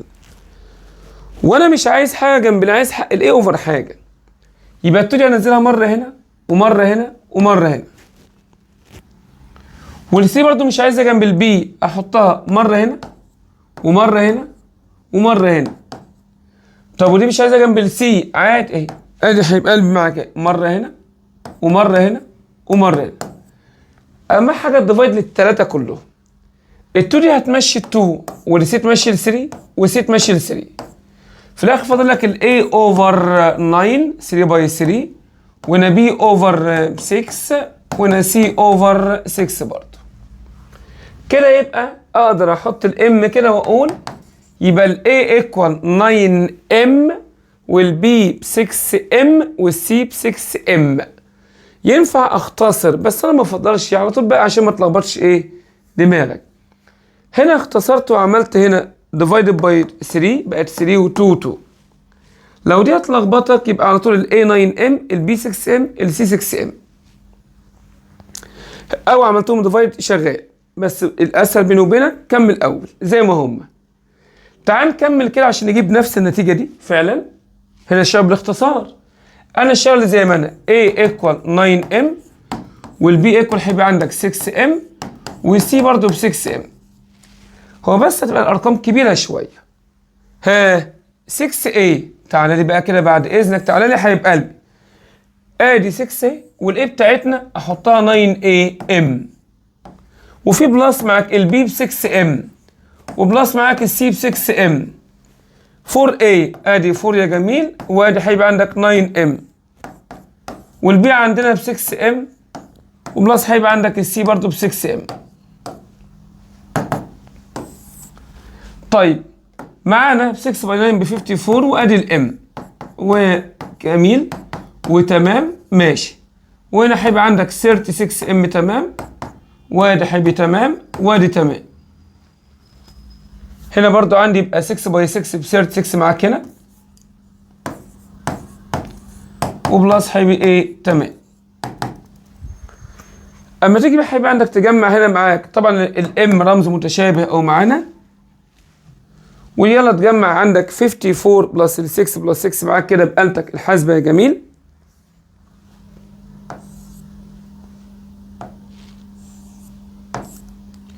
برضو عندك هيبقى رمز الام، وتجمع عندك كده هيبقى قلبي عندك هنا 36 بلس 36 بلس 36 كمان 3 مرات مع بعض كده، يبقى عندك 108. هشيل ام مع ام واعمل ده بالآلة ديفايدد بالآلة، يطلع معاك في الاخر اجابتك 11/80. يبقى انت الفكره ان انت اهم حاجه، ده كان صنع عبقري، لازم اوفر بفكره ايه 6 ابتدائي.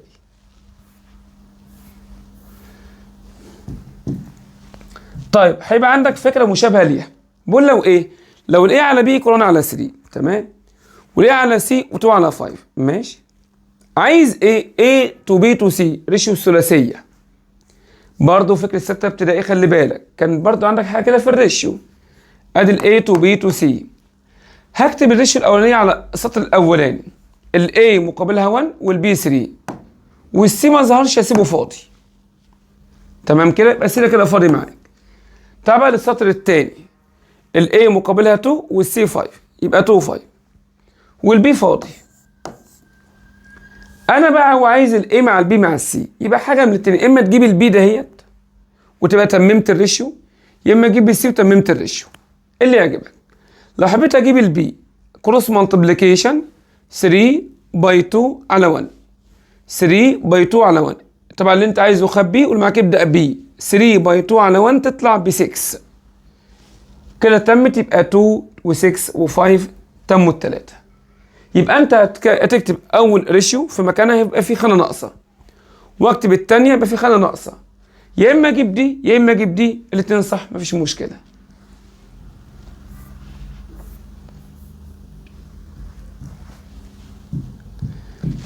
اما ابطال سؤالك عندك هنا if 21x minus y على 7x minus z equal y على z ماشي. اثبت لي y فارز مع z، عشان هيبقى عندك الواي يبقى فارز مع الزد، معناها كنا احنا عايزين الواي لوحدها بتساوي كونستانت في الزد. يعني لو انت طلعت مثلا واي بتساوي 2 زد يبقى كده واي فارز مع زد خلاص تمام. اي كونستانت بقى هتعمل كروس مالتيبليكيشن، اهم حاجه تبقى انت فاهم انك عايز الرمز اللي على الشمال ده لوحده. لو انت عفرت وجبت ده لوحده اثبتت الفاريشن خلاص. يلا كروس مالتيبليكيشن، ادي الميزان، ابدا مثلا بالواي، واي باي 7x يبقى 7x واي، وهنا هيبقى عندك ماينس الواي زد، هناك بقى زد ملتبلاي هنا وهنا 21x زد ماينس الواي زد. اقدر هيبقى اشيل ده مع ده زي بعض، تفاحه مع تفاحه، يبقى 7x واي ايكوالز 21x زد. انا عايز مين لوحده؟ الواي، تعافر تجيبه، انا عايزك لوحدك يقول لك وماله، يبقى هننزل بالديفايدد، يبقى الواي بتاعنا بتساوي يا جميل 21x زد اوفر 7x. كده هيبقى ماشي اكس مع اكس، وده معناه بال 3، يبقى انا في الاخر الواي ايكوال 3 زد، وكده يا ابطال يبقى الواي فارز مع الزد. خلي بالك ان الفارز ما احطش الكونستنت بتحرقه، يبقى ما ينفعش اقول واي فارز مع 3 زد.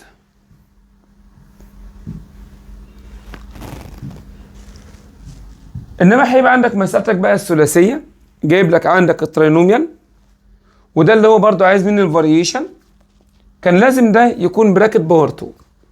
وخلي بالك من حاجه، لو كان جايب هنا تيرم اجيبه بعكس علامه، ودايما اخلي الطرفين في البوزيتيف والوسطاني هو النيجاتيف بتاعنا، يبقى انا اجي احولها ارجعها اصلها، لان دي ترجع لبيرفكت سكوير براكت باور 2، وادي يا عم ايكوال 0. خطوه 2 كده خلصت الفكره دي. اكس باور 4 واي باور 2 تبقى اكس باور 2 واي، بعملها سكوير روت عشان هتاخد مني باور 2. العلامه الوسطانيه زي ما هي، لكن ده الغيه خالص مش محتاجينه في حاجه، بس هو لازم يبقى موجود لانه ايه الميدل بتاعه. 7 عملت لها سكوير روت. طب البراكت باور 2 بيساوي كام؟ 0، يبقى اللي جوه البراكت نفسه هيساوي 0. فاكس من دي بقى مش عايز انا عايز من لوحده، عايز الواي، عافر بقى. يبقى انت المقصود روح يا 7 هناك، يبقى اكس سكوير واي ايكوال 7، انزل اكس سكوير يبقى واي ايكوال 7 اوفر اكس سكوير، كده يبقى الواي فارز 1 اوفر اكس ايه يا ابطال سكوير. ليه 1 اوفر؟ علشان طبعا الكونستنت ما بيتكتبش مع الفاريشن.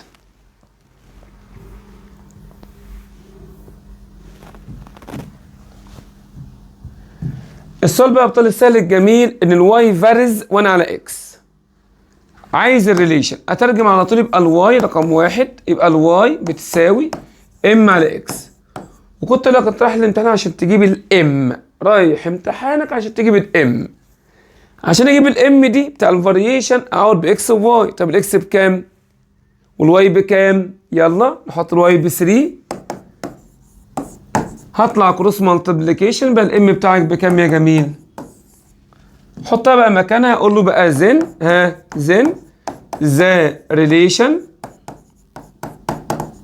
بقت واي بتساوي الام اهي، وتقوم مسركلها كده اعمل عليها علامه. طب قول لي بقى ممكن فايند ريليشن، خلاص.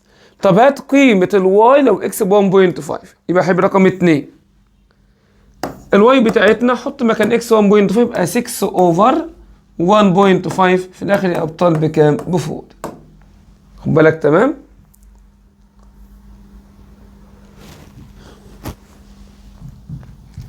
اما ممكن يبقى عندنا مساله كده كلاميه في الحياه. السؤال ده بيقول معاك ايه؟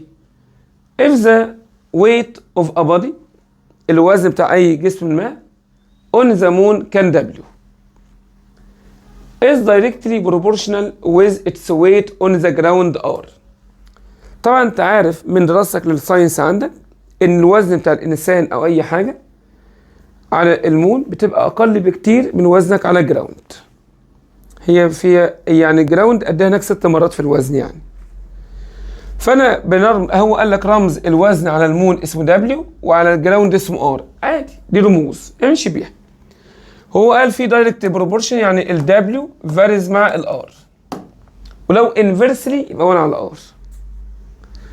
طيب if the body weights 84 كيلوغرام on the moon on the ground، يبقى دي قيمه للار عشان على الجراوند. ركز كده براحتك، اكتب عليها R1 احسن حل ده. and weight on the moon 14، ودي اول قيمه للدبليو، اكتب على W1. نمشي كده بالعد كده 1 1. what will its weight be on the moon، يبقى عايز W الثانيه مش موجوده. if its weight on the ground كذا، يبقى الR2 عندك موجود. فاهم حاجه انت تعرف الرموز فين اماكنها. وعشان هنا انا عايز اجيب بقى ويت اللي على المون الثاني، هقولها بقى W1 over W2 بتساوي R1 over R2. اسهل ما احط الام في المساله الكلاميه دي، ويبقى هيبقى عندك يبقى ادي تمام، واعوضت بالقيم اجيب بقى الR2 بتاعتنا اعمل كروس ايه مالتيبليكيشن. لكن ابطال بقى السؤال عندنا الترتيبات والحوارات بقى السهل الجميل، بس خد بالك منه، خد بالك من فكرته. بيقول لك ان الاكس اوفر كل دي ايكوال واي اوفر ايكوال زد اوفر. اثبت لي الكلام ده. هو ده كده ريشيوز ايكوال يعني ده بروبورشنال، وعايز اثبت دي. في يا مستر انا لسه ما بعرفش احل السؤال ده خالص. ما اقول لك بقى تعمل ايه، اسمع بس، ده هما خطوتين اتنين. انا عايز ترتيبه اكس بلس واي وتطلع اوفر ايه. فانت عشان تفكر في دي ودي تزحم قوي، فانت عم نفكر واحده واحده. يعني ناخد الاول اكس بلس واي نركز عليها، والايه دي تسيبها على الله. طبعا هي كل حاجه على ربنا. عشان اجيب اكس بلس واي يبقى انا عايز دي تبلص مع دي، يعني الريشيو الاولى بلس مع الريشيو الثانيه. فصح اقول له هنا الفيرست ستيب هعمل اد فيرست اند سكند، ودي ملخبطه ناس كتير. انا عايزك تدوس على طول ما تقولهاش بيني وبينك، دوس على طول عشان تفهم كويس قوي. يلا سيبك من ده كده، خليك معايا اهي. عشان اجيب اكس بلس واي يبقى ادي اكس وادي مين الواي. الاكس معانا a ماينس b، تحاول بقى تقول كده معايا عشان تبقى فاهم كويس قوي، بلس الواي. الواي كل حاجاتها دي اللي هي البي ماينس سي بلس الاي. وجيب اخر ما عندك. ايه اخر ما عندك؟ اخر ما عندك شيل البي مع البي والسي مع السي، يفضل لك 2a، يبقى اكس بلس الواي على 2a. انا كنت عايز ايه بس جت بتكون السنت 2 ولا في مشكله. خلصت تقول بقى ايكوال ام، والام ديت نتيجه كل الريشيوز بتاعتنا اللي هي الموحده. كده خطوه اولى رقم واحد. تابع الخطوه الثانيه، عايز الواي مع الزد يبلصوا مع بعض، يبقى السكند بلس الثيرد. عرفت تقول قول، ما عرفتش مش لازم، دوس على طول يلا. ها ادي الواي وبلس الزد. ان قلت معايا هتفهم كويس. الواي تجيب مين؟ تجيب البي ماينس سي بلس الاي، ادي بي ماينس سي بلس الاي. طب والزد سي ماينس الاي بلس البي. هات اخر ما عندك نيجاتيف سي مع بوزيتيف سي، وايه مع يفضل لك 2 بي، يبقى واي بلس الزد اوفر 2 بي. كده خلاص. طالما امتى احط الام؟ لما خلصت كل ما عندي. كده يبقى انت هتقول له في النهايه ان الاكس بلس الواي اوفر 2a بتساوي واي بلس الزد اوفر 2b، عشان ده ام وده ام طبعا، واشيل 2 مع 2، وده اللي كان عايزه منك في المساله. دي اسمها يا جماعه مساله الترتيبات والحوارات، خطوه واثنين وبتخلص بسرعه. اما بقى بطل، تعالى نشوف يونت 3 عندنا في الالجبرا، اللي هو كان عندك الستاتستكس بتاعنا، واللي هو ان احنا عرفنا ازاي بنجيب الستاندرد ديفيشن او الرينج. طيب بص يا جميل، ملخص كده سريع عندك لليونت ده. هيبقى عندك هنا كلمناك عن الديسبرشن، وقلنا هيبقى عندك الديسبرشن ده عندنا ليه طريقتين. الميثود الاولاني اللي هي اسمها رينج، وده اللي انا بعمل البيج ماينس السمول. والتاني هيبقى عندي كان اسمه ستاندرد ديفيشن، اللي هو هيبقى اختصاره كان سيجما. سؤالك في الامتحان هيجي لك مسألة اختيارية على الرينج تحسبه ازاي، يديك عندك مجموعة من القيم، اعمل البيج ماينس السمول. اما عشان هيبقى اجيب الستاندرد ديفيشن السيجما، قلنا هيبقى عندنا اسئلتنا نوعين من الاسئلة. نوع اولاني ان بيكون عندي values عادية، ونوع تاني بيكون هيبقى في مسألتي تيبل. ركز قوي، خد بالك على الفاليوز دي.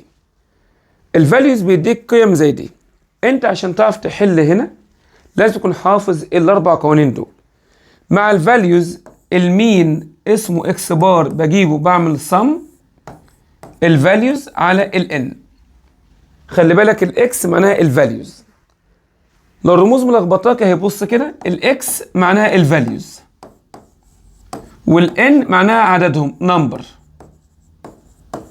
والاكس عليها بار معناها المين، والعلامه دي معناها صم، والكي اخر حاجه يعني فريكوانسي اللي كانت بتيجي في الجدول تحت الصف التحتاني.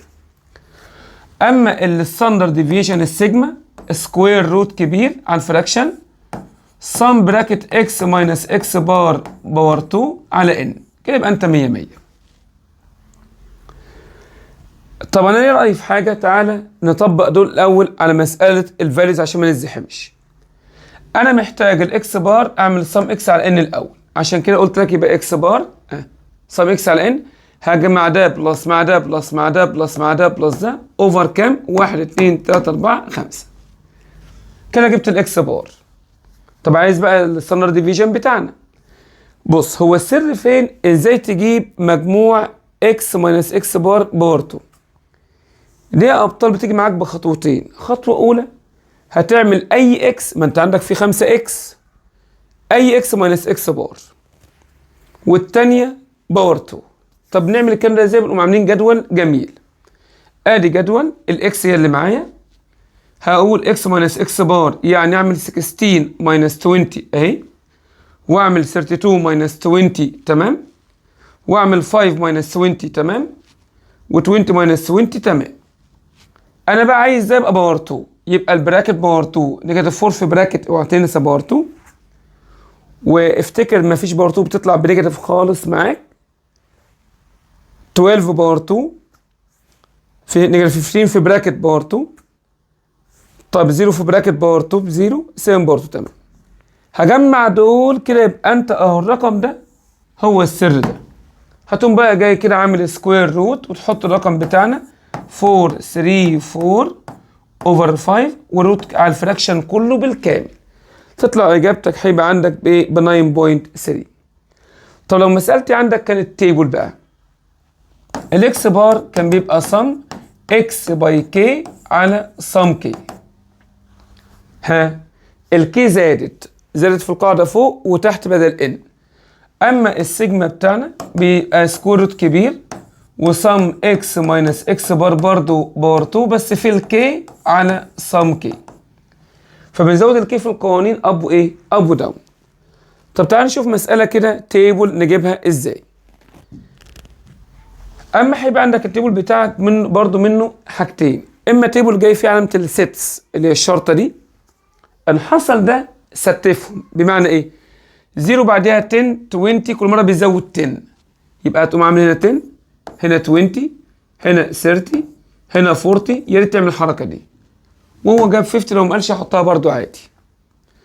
طيب الصف التحتاني نعمل اسمه فريكوانسي، ده التوتال مالكش دعوه بيه دلوقتي. عندي كام خانه اعدهم لي كده؟ 1 2 3 4 5. عشان اجيب الاكس بار الاول يبقى محتاج سم الاكس باي كي على سم كي. يلا تعالى كده نشوف. هل اما يكون في علامه الست تبقى دي اكس؟ لا دي مش اكس. الست سايب في الاول، ويا ريت يلا اكتب كده معايا اهي ال 10. اصل كل مره بيزود 10 ازود 10 بقى واقفل، يبقى بعدها تيجي 20 بعدها تيجي 30 تيجي 40 تمام. اجيب الاكس انا بنفسي. اجيب الاكس ازاي؟ عارف لو ما كانش فيه علامه السيتس دي الشرط دي تبقى هي اكس مباشره، لكن في سيتس دي مش اكس. هات انت الاكس الاول. هعمل 0 بلس 10 اوفر 2. بص كده 0 بلس 10 اوفر 2، واعمل 10 بلس 20 اوفر 2. شوف ازاي باجي لو جبت الاكس صح هتحل كله صح. واعمل 20 بلس 30 اوفر 2، لان يا ولاد الاكس هي الوسطاني بتاعهم ما بين 20 و 30. خلي بالك دي مش ماينس، دي من 20 الى 30. واعمل 30 بلس 40 اوفر 2 وهكذا. بعد ما جبت بقشر دي بقى خلاص مش محتاجها. طب الكي بتاعتنا ليه؟ اصل انا عايز اعمل سم اكس باي كي. فهمت. يبقى دي الاكس، الكي بقى الكي اللي هي 2 5. هل يا مستر دايما الكي تبقى ثابته اللي تحت؟ ثابته في اي تيبل. هعمل بقى اكس باي كي يعني 5 باي 2 اجيب 15 باي 5 تمام. جبت. عايز مجموع الاكس باي كي، رحت مجمعهم طلع بايه؟ الرقم ده. ومجموع الكي معاك اهو. تعال بقى ننفذ القاعده الاكس بار سم اكس باي كي على سم كي، يعني 1 2 0 0 براحتك كده هيبقى على 40. يطلع في الاخر معاك بكام؟ اجابتك ب 30. كده الاكس ايه بار كده تمام. طيب عايزين نجيب بقى الايه؟ السيجما.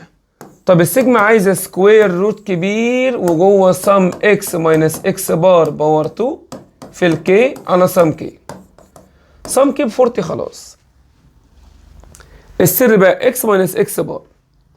نقوم نعمل خطوه اولى جنبيها على طول يا جماعه، ما تعملش جداول تاني. زود انت جدولك كده، اعمل عمود كمان. يلا اكس ماينس اكس بار يعني 5 ماينس 30 و5 و15 ماينس 30 و25 ماينس 30 نيجاتيف 5 35 minus 30 45 minus 30 تمام. الخطوة الثانية احسب لي باور 2. همشي معاك كده واحدة واحدة. نيجاتيف 25 باور 2 اهي، نيجاتيف 15 باور 2 تمام تمام، كل حاجة باور 2. التالتة بقى ملتبلايت كي، وعايزك تيجي تعمل الحركة دي، ادي الباور 2 وادي الكي، وصل ده بده كده كده بنفنش خلاص. هضرب ده في الكي، هضرب ده في الكي، هضرب حبي ده في الكي، هضرب حبي ده في الكي، هضرب ده في الايه في الكي. هجيب مجموع النهائي بتاعنا، او الرقم ده كان السر المسألة كلها. يبقى عندي هنا سكوير روت 4600 وصام كي ب 40، واحسب ايه بآلة الحاسبة. انما لما تيجي عندك هنا، لو مسألتي ما كانش، بص يا حبيب قلبي كده،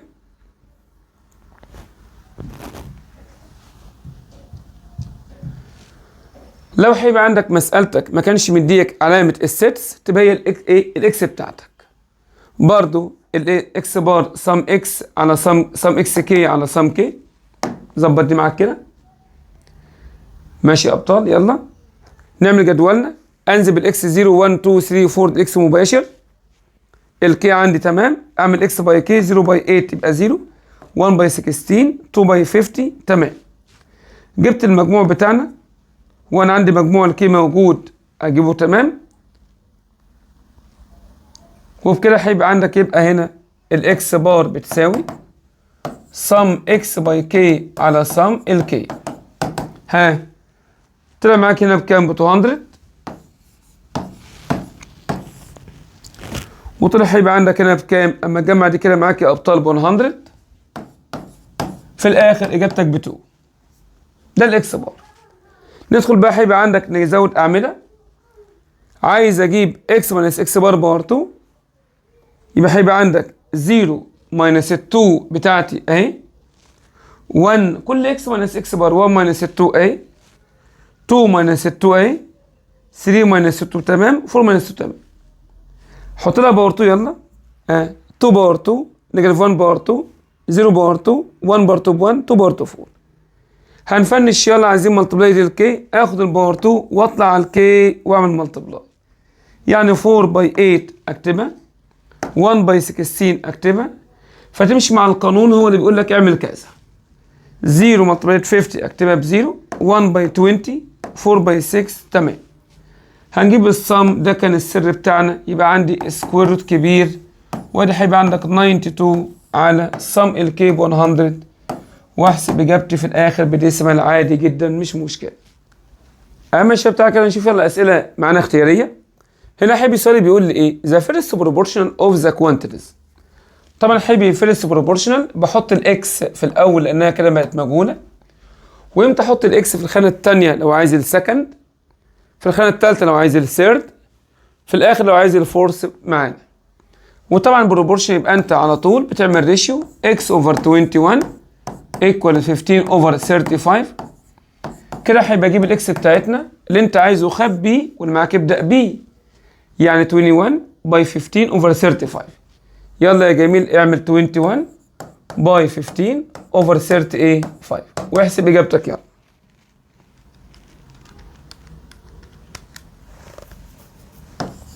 اجابتك ب 9. طيب نمبر 2 ذا ثيرد بروبورشنال، يبقى احط الاكس في الخانه الثالثه. لل 3 وال 6 معانا، يبقى قصدك هنا عندي كده 3 وادي 6 وادي اكس. عشان هيبقى عندي بقوا 3 ده كونتينيود، يعني 3 اوفر 3 اوفر 6 هنا وايكوال 6 اوفر اكس. اجيب الاكس بتاعنا 6 باي 6 على 3 يا ابطال، يعني الاكس بتاعنا 6 باي 6 اوفر 3 يطلع معاك بكام؟ ب 12. اما هيبقى عندك 3 هنا ذا ميدل بروبورشنال. طبعا هيبقى عندنا الميدل قلنا له قاعده عندنا ثابته. ميدل بروبورشنال بنعمل بوزيتيف نيجاتيف سكوير روت، والرقمين اللي هما الطرفين مع بعض ملتبلاي. قاعده ثابته. هيبقى قاعده ثابته معاك. عايز الميدل ما بين اي حاجتين، يبقى هيبقى على طول بوزيتيف سكوير روت وعملهم ملتبلاي. واوعى تنسى البوزيتيف والنيجاتيف. امتى ما احطش البوزيتيف والنيجاتيف؟ لو اقول لك انا عايز البوزيتيف ميدل بروبورشن، طب امتى اخليها نيجاتيف؟ لو قال لك انا عايز نيجاتيف ميدل بروبورشنال، لكن ما حددش حاجه معينه، قال لك ميدل بس، الاثنين علامتينك موجودين لازم.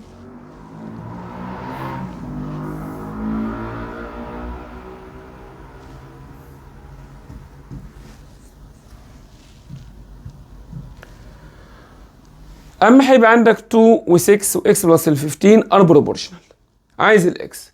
طبعا دول هيبقى عندك عشان 3، بص كده ادي 2 وادي 6، وخلي بالك ان اكس بلس ال 15 دي كلها كميه واحده. طالما 3 يبقى اعمل كونتينيود، يبقى ايكوال 6 اوفر برضه اكس بلس ال 15. هخبي دي كده خالص واعمل 6 باي 6 اوفر 2، يعني الاكس بلس ال 15 يا ابطال بتساوي 6 باي 6 على 2 تطلع معاك في الاخر ب 18. هروح بالماينس الناحيه الثانيه، يبقى الاكس هيبقى عندك 18 ماينس 15 بكام؟ بال 3. 18 ماينس ال 15. هو كان عايز الاكس ايه منك. طيب the simplest and easiest dispersion، الاسهل في الديسبرشن قلنا هيبقى عندك الديسبرشن ليه حاجتين، اما الرينج اما الستاندرد ايه ديفيشن، ليه طريقتين عندنا. طب مين الاسهل؟ الرينج، عشان بعمل البيج ماينس السمول وكده خلصت. انما الستاندرد ديفيشن حوارات وسكوير روت واكس بار متاهات. فلما اقول لك هيبقى عندك ذا سمبلست اند ايز ديسبرشن ميجر، هقول له ذا رينج. طب رينج الفاليوز اعمل البيج ماينس السمول، اكبر قيمه 50، اصغر واحده 4، يبقى 50 ماينس ال 4 ب 46. طب if all individuals الاشخاص او الناس individuals يعني are equal in values، قبل كده هيبقى اثبتناه، يبقى السيجما بتساوي 0. وقلنا قبل كده عليها قاعده ثابته بعد ما اثبتناها. لو قال لك الانديفيدوالز اللي هم نفس القيم يبقى السيجما بزيرو. طب لو السم اكس ماينس اكس بار باور 2 بيساوي 36 for a set of values whose number 9، دي الان، عايز السيجما. انا حابب طبعا عارف ان السيجما بتاعتنا بنعمل سكوير روت كبير، وهنا صم، ما انا حافظ بقى القاعده بتاعتنا تمام على ان، يعني روت كبير وما تحطش هنا بوزيتيف ونيجاتيف. 36 ابطال اوفر 9 روت 4 معاك في الاخر بكام؟ ب 2.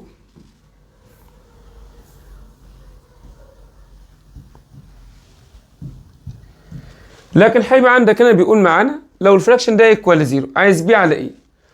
طبعا الفراكشن ايكوال 0 يبقى اللي فوق نفسه بيساوي 0. معنى ان الفراكشن بيساوي 0 يبقى الاب ب0. اصل انت عارف مثلا 0 اوفر اي رقم بيساوي 0، لكن رقم على 0 undefined. فانا كده هيبقى عندي، يبقى عندي هنا يبقى 3a minus 2b هتساوي بزيرو عشان الفراكشن ايكوال 0. عايز بي على a هنودي هناك، يبقى هيبقى عندك 3a equal 2b. ويلا كده يا جميل، ها يبقى b over a 3 over 2. اللي يروح ما ترجعش بايدك فاضيه، b over a بتساوي 3 over 2. b over a بتساوي 3 over 2 كده يا ابطال. طب لو a على b يبقى 2 على 3. فانا بمشي باتجاه، هو عايز يجيب لك b على a يبقى 3 over 2، لازم تاخد اتجاه وتمشي بيه. اما هيبقى عندك 10 البوينت x minus 5 7 minus x lies في سكند كواد، يبقى الاكس بكام؟ اما قلت لك حبيبي دي عندك امشيها وما تحفظهاش، هو السكند كواد اللي هو الكواد ده، وعشان حابب اوصل للسكند كواد لازم تكون الاكس بالنيجاتيف والواي بالبوزيتيف. يلا مع بعض كده يا ابطال، عايزين نظبط هنا نيجاتيف ودي بوزيتيف. تمام؟ طيب هتبقى الاكس بكام؟ هات الفايف كده، والله اللي هيجيب لي خانة الاكس كلها بنيجاتيف والواي بوزيتيف انا موافق بيك. 5 minus 5 بزيرو، يا ما جابتش نيجاتيف يبقى انت لا. هات الفور كده، 4 minus 5 نيجاتيف 1، صدق جابت نيجاتيف، لازم تجيب لي برضه هنا بوزيتيف، انا عايز الواي بوزيتيف. طب 7 minus 4 ب 3، فعلا جابت نيجاتيف 1 اند 3 سكند كواد، يبقى يا 4 موافق بيك. اما الثيرد كواد نيجاتيف نيجاتيف. طيب ذا اوردر دي بير اكس سكوير واي سكوير في اي كواد، حبيب قلبي اي حاجه باور 2 ما بتطلعش الا دايما بوزيتيف. اي حاجه باور 2 بوزيتيف. طب لو الاتنين معاك بوزيتيف يبقى انت في الفيرست كواد، عشان بوزيتيف ده فيرست يا ابطال الكواد.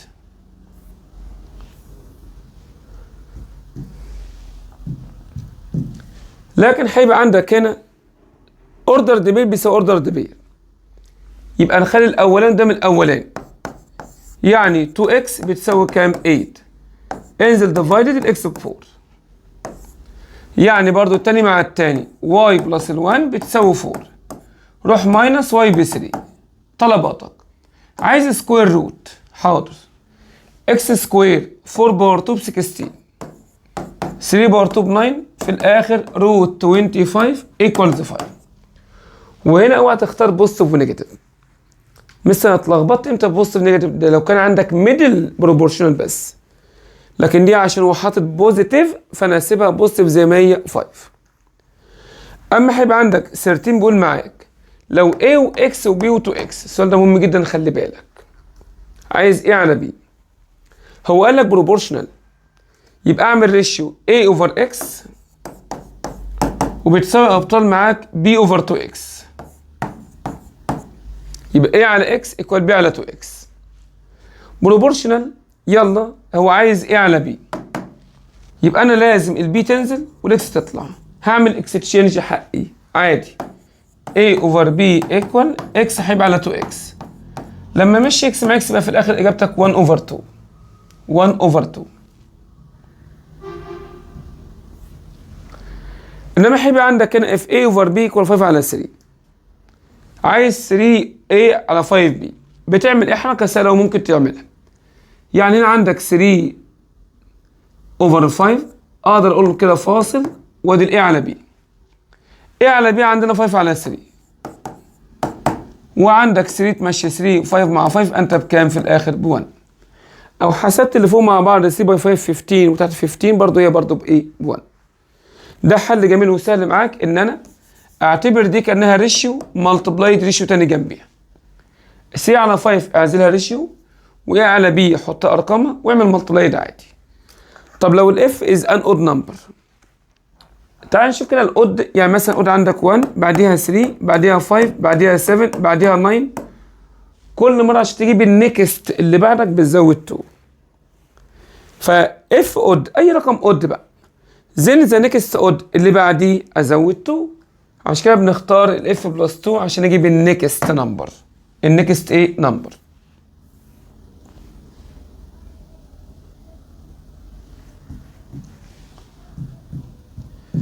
لكن هيبقى عندك هنا بيقول لي selecting a sample of a layers، نختار عينة من طبقات المجتمع.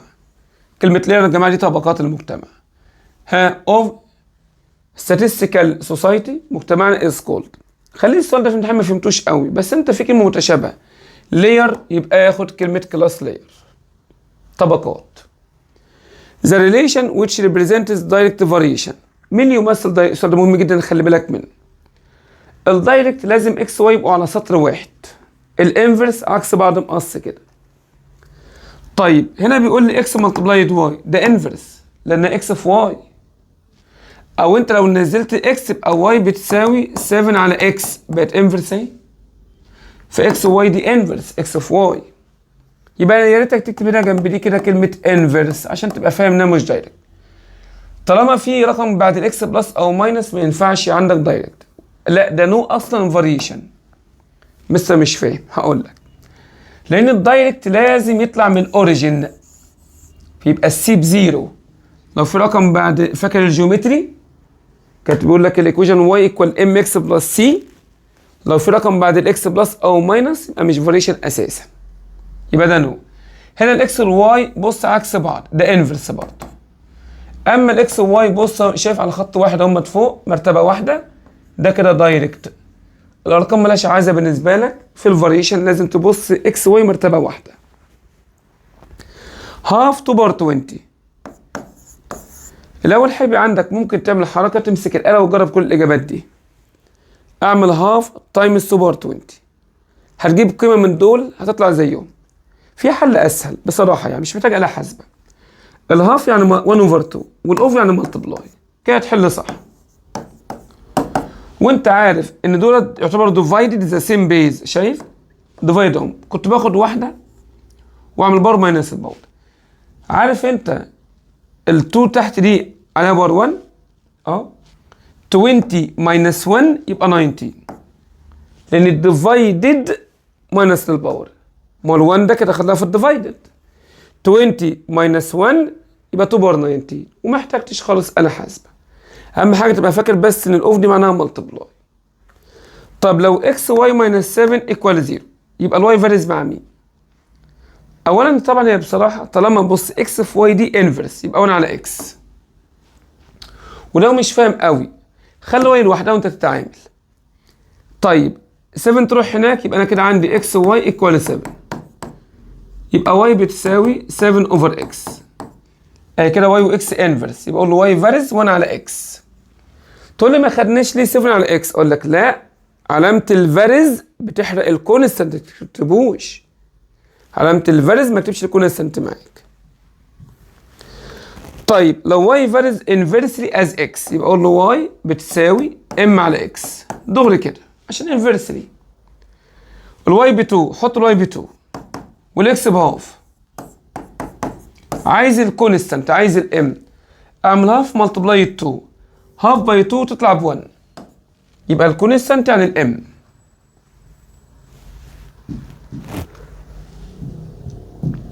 طيب ابطال بقول معاك ذا ريشيو بتوين ذا اريا اوف ا سكوير. طالما الريشيو جايز الاوفر يلا. اريا السكوير شيبد اوف سايد ال يبقى اعمل ال باور 2 عشان الاريا سايد باور 2.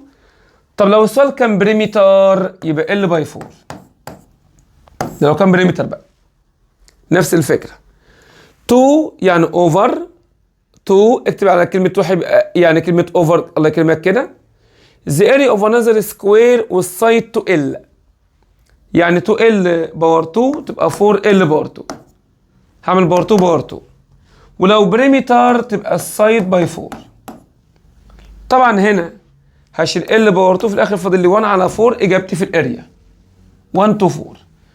اما لو كان عندك بريمتر مع بريمتر 4 مع 4 اللي ما يبقى في الاخر 1 over 2 يبقى في فرق بين الاريا والبريمتر. طب لو الام اند 13 ساتيسفاي قايل لك ان اي بوينت تعوض بيها حط الام مكان اكس و13 دي النتيجه بتاعت الواي. يعني هنا يبقى 3 ام وبلس ال4 كده خلصت تعويض. اهو بقى بيساوي 13 تحل على طول. خد الام حطها مكان اكس ويساوي نتيجه الواي اللي مديالك. يعني 3 ام اروح هناك بالماينس يا ابطال 13 ماينس ال4 يبقى 9 وانزل ديفايدد يبقى الام بكام؟ ب 3.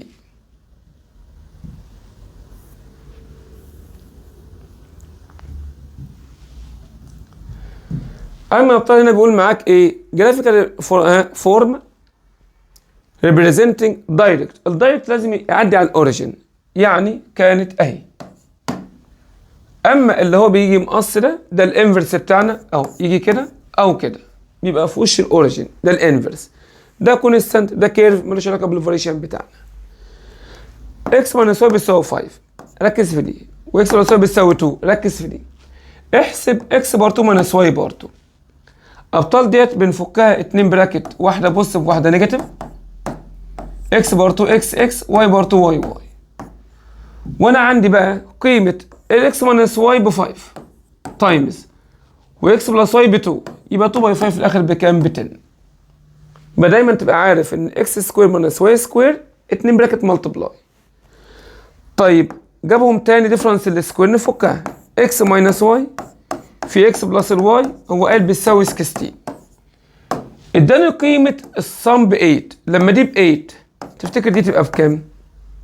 يا ترى 8 باي كام؟ 16 8 باي 2 او نزل 8 بالديفايدد. اهم حاجه تبقى عارف ان اكس باور 2 ماينس واي باور 2 اتنين براكت مع بعض بلس ملتبلاي الماينس.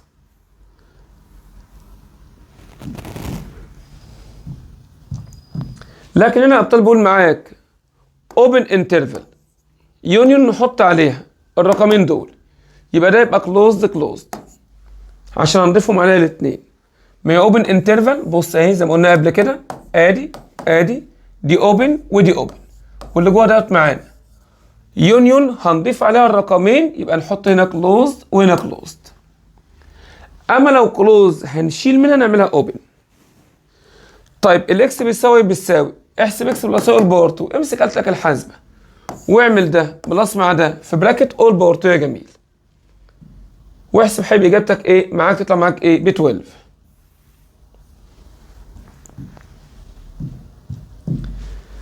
طيب كيوبيك روت اكس باور 6، الاول 6 على 3 تبقى 2، دي معناها اكس باور 2.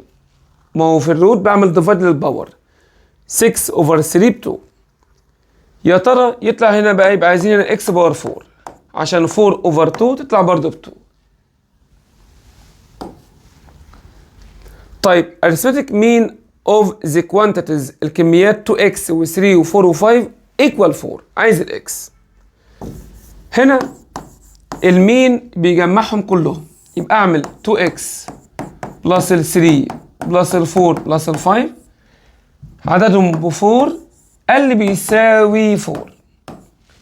طلع بقى ال 4 بالملتبلاير اللي جميل كده، يبقى هيبقى عندك هنا 2x. طب ما نجمع دي مع دي مع دي يلا بالمره كده، ها يبقى هيبقى نتسلى 12، 4 باي 4 ب 16.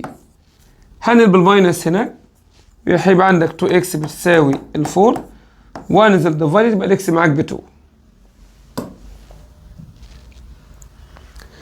4x باور 2 كنا واي باور 2، عايز اكس على واي. طبعا هيبقى عندك هنا روح ما ترجعش بايدك فاضيه، يبقى اكس باور 2 على واي باور 2 بتساوي 9 اوفر 4. وعشان اكس على واي يبقى محتاج اشيل باور 2 بالسكوير روت، يبقى هيبقى اكس اوفر واي بتساوي بوزيتيف نيجاتيف روت الكلام ده، تبقى 3 اوفر ايه ابطال ال 2. وما تنساش طبعا بوزيتيف وايه ونيجاتيف.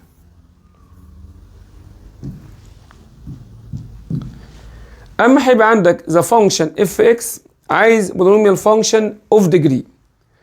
الديجري يا ابطال بناخد اعلى باور في الاكس في الاكسبريشن. هندخل الماينس يبقى ده عندي اكس سكوير، هتدخل ماينس تعكس العلامات كده، هتعكس على حبل العلامات كده، طبعا دي بتمشي دي، فاضل لي في الاخر 3 اكس، تبقى الديجري فيرست ديجري عشان اكس باور 1 هي اللي باقيه، فلازم تختصر الاول. بقول لك ده باور 0 ايكوال 1، يبقى الاكس بكام؟ طبعا انت عارف ان اي حاجه باور 0 ب 1 ما عدا 0 باور 0. 0 باور 0 خلي بالك حاجه كده اسمها unspecified، حاجه كده يعني ملهاش معنى غير في ثانيه ثانوي. يبقى الاكس تنفع كل حاجه الا 5، عشان 5 ماينس ال 5 مش هتنفع خالص، فعشان كده ار اكسبت 5. طب ذا فولوينج فانكشن ار بولينوميال ما عدا. امتى الفانكشن ما تنفعش معاك بولينوميال؟ زي ما قلنا قبل كده يا ابطال، لو الاكس عليها باور بالنيجاتيف او تحت في الدينومينيتور او تحت الروت. لو الاكس جوه الروت او تحت في الدينومينيتور، عشان كده ده اللي ما ينفعش، لان الاكس فين؟ في الدينومينيتور. يبقى كلهم ينفعوا ما عدا فعلا ايه اللي فيها اكس تحت. اما عندك هنا ذا نمبر ده امتى يبقى راشونال؟ لو تحت مش بزيرو، لان لو 5 ماينس 5 هتبقى 0 انديفايند تحت، ما ينفعش. يبقى راشونال لو الاكس نوت ايكوال 5. سؤال تاني اعدادي الخطير جدا معاك السنه اللي فاتت. which of the following tables is gonna present direct؟ مين يبقى دايركت؟ الدايركت يا اولاد الاكس بتزيد والواي بتزيد، او اكس بتقل والواي بتقل، ده اسمه الدايركت. عندك الاكس 2 بقت ب 4، 9 بقت 18، ما هي بيزيدوا مع بعض اهو، فدي ممكن. استنى بس ما لسه اكمل كلام. سي بقت ب 5، 20 بقى الاكس زادت الواي بتقل، لا ده انفرس، ماشي في اتجاه الانفرس.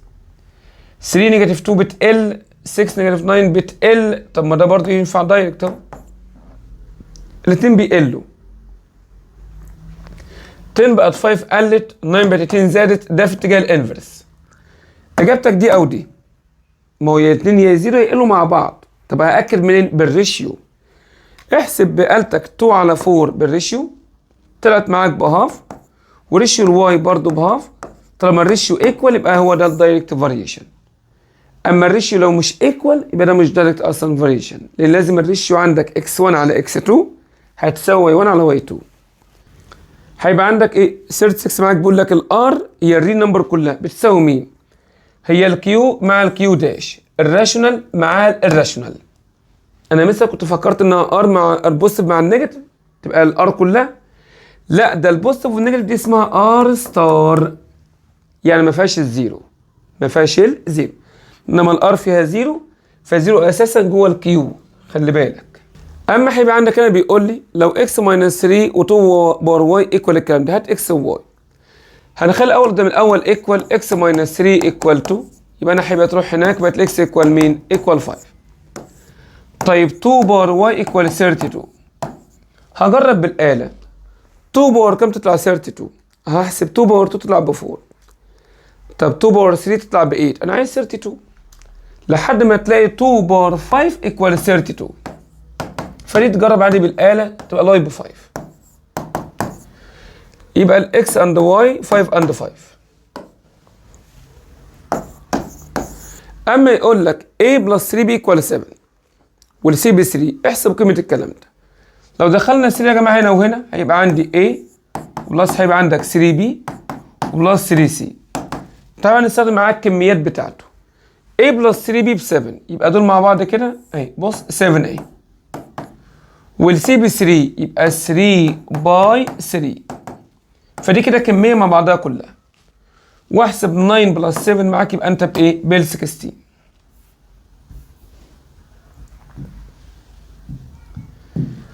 اما ابطال معاك هنا بيقول لك a اوفر b ايكوال c اوفر d ايكوال e اوفر f ايكوال k، ده طبعا بروبورشنال. لو عملنا ملتبلاي طبعا هي دي لها k وديت k وديت k، دي باي دي باي دي باي دي يبقى k باور 3. لكن لو كان عمل قال لك انا هعمل ال A بلس ال C بلس ال E اوفر كله بلس، يبقى هي K واحدة، لأن بلس وماينس بيحافظ على الكونستانت بتاعت الريشيو بلس أو ماينس. Fx equal 5 دي كونستانت، اكتب كلمة كونستانت عشان ما تعلمش عليك. السؤال ده مش بيسلم، السؤال ده بيعلم، خلي بالك. دي كونستانت، احسب 2F3، يعني هيبقى عندك هنا ادي 2 F3 بكام؟ ب 5 لانها كونستانت لا تقبل التعويض. 3 في F7 اللي بره F7 معاك ب 5، وفي الاخر احسب اجابتك الحاسبه، يبقى هيبقى عندك ايه في 25. اما هيبقى عندك 41. السؤال الاولى اعدادي، عايز ديجري الترم بنجمع كل الباورز بتاعتنا 1 و1 و2 تبقى 4، فالترم خلاف الاكسبريشن بناخد اعلى حاجه. الاكسبريشن يعني فيه بلس او ماينس يا ابطال. عايز منك هنا الميدل بروبورشنال بتوين، الميدل يبقى بوزيتيف نيجاتيف سكوير روت والمالتبلاي. طب اف اكس ايكوال كي اكس بلس 8، اف 2 بزيرو، طبعا 2 دي مكان اكس يبقى كي، هيبقى عندك كي باي 2 بلس ال 8، النتيجه ايكوال 0. اهم حاجه زي ما قلت لك الرقم اللي جنب رمز الاف ده رقم الاكس، حطه مكان اكس.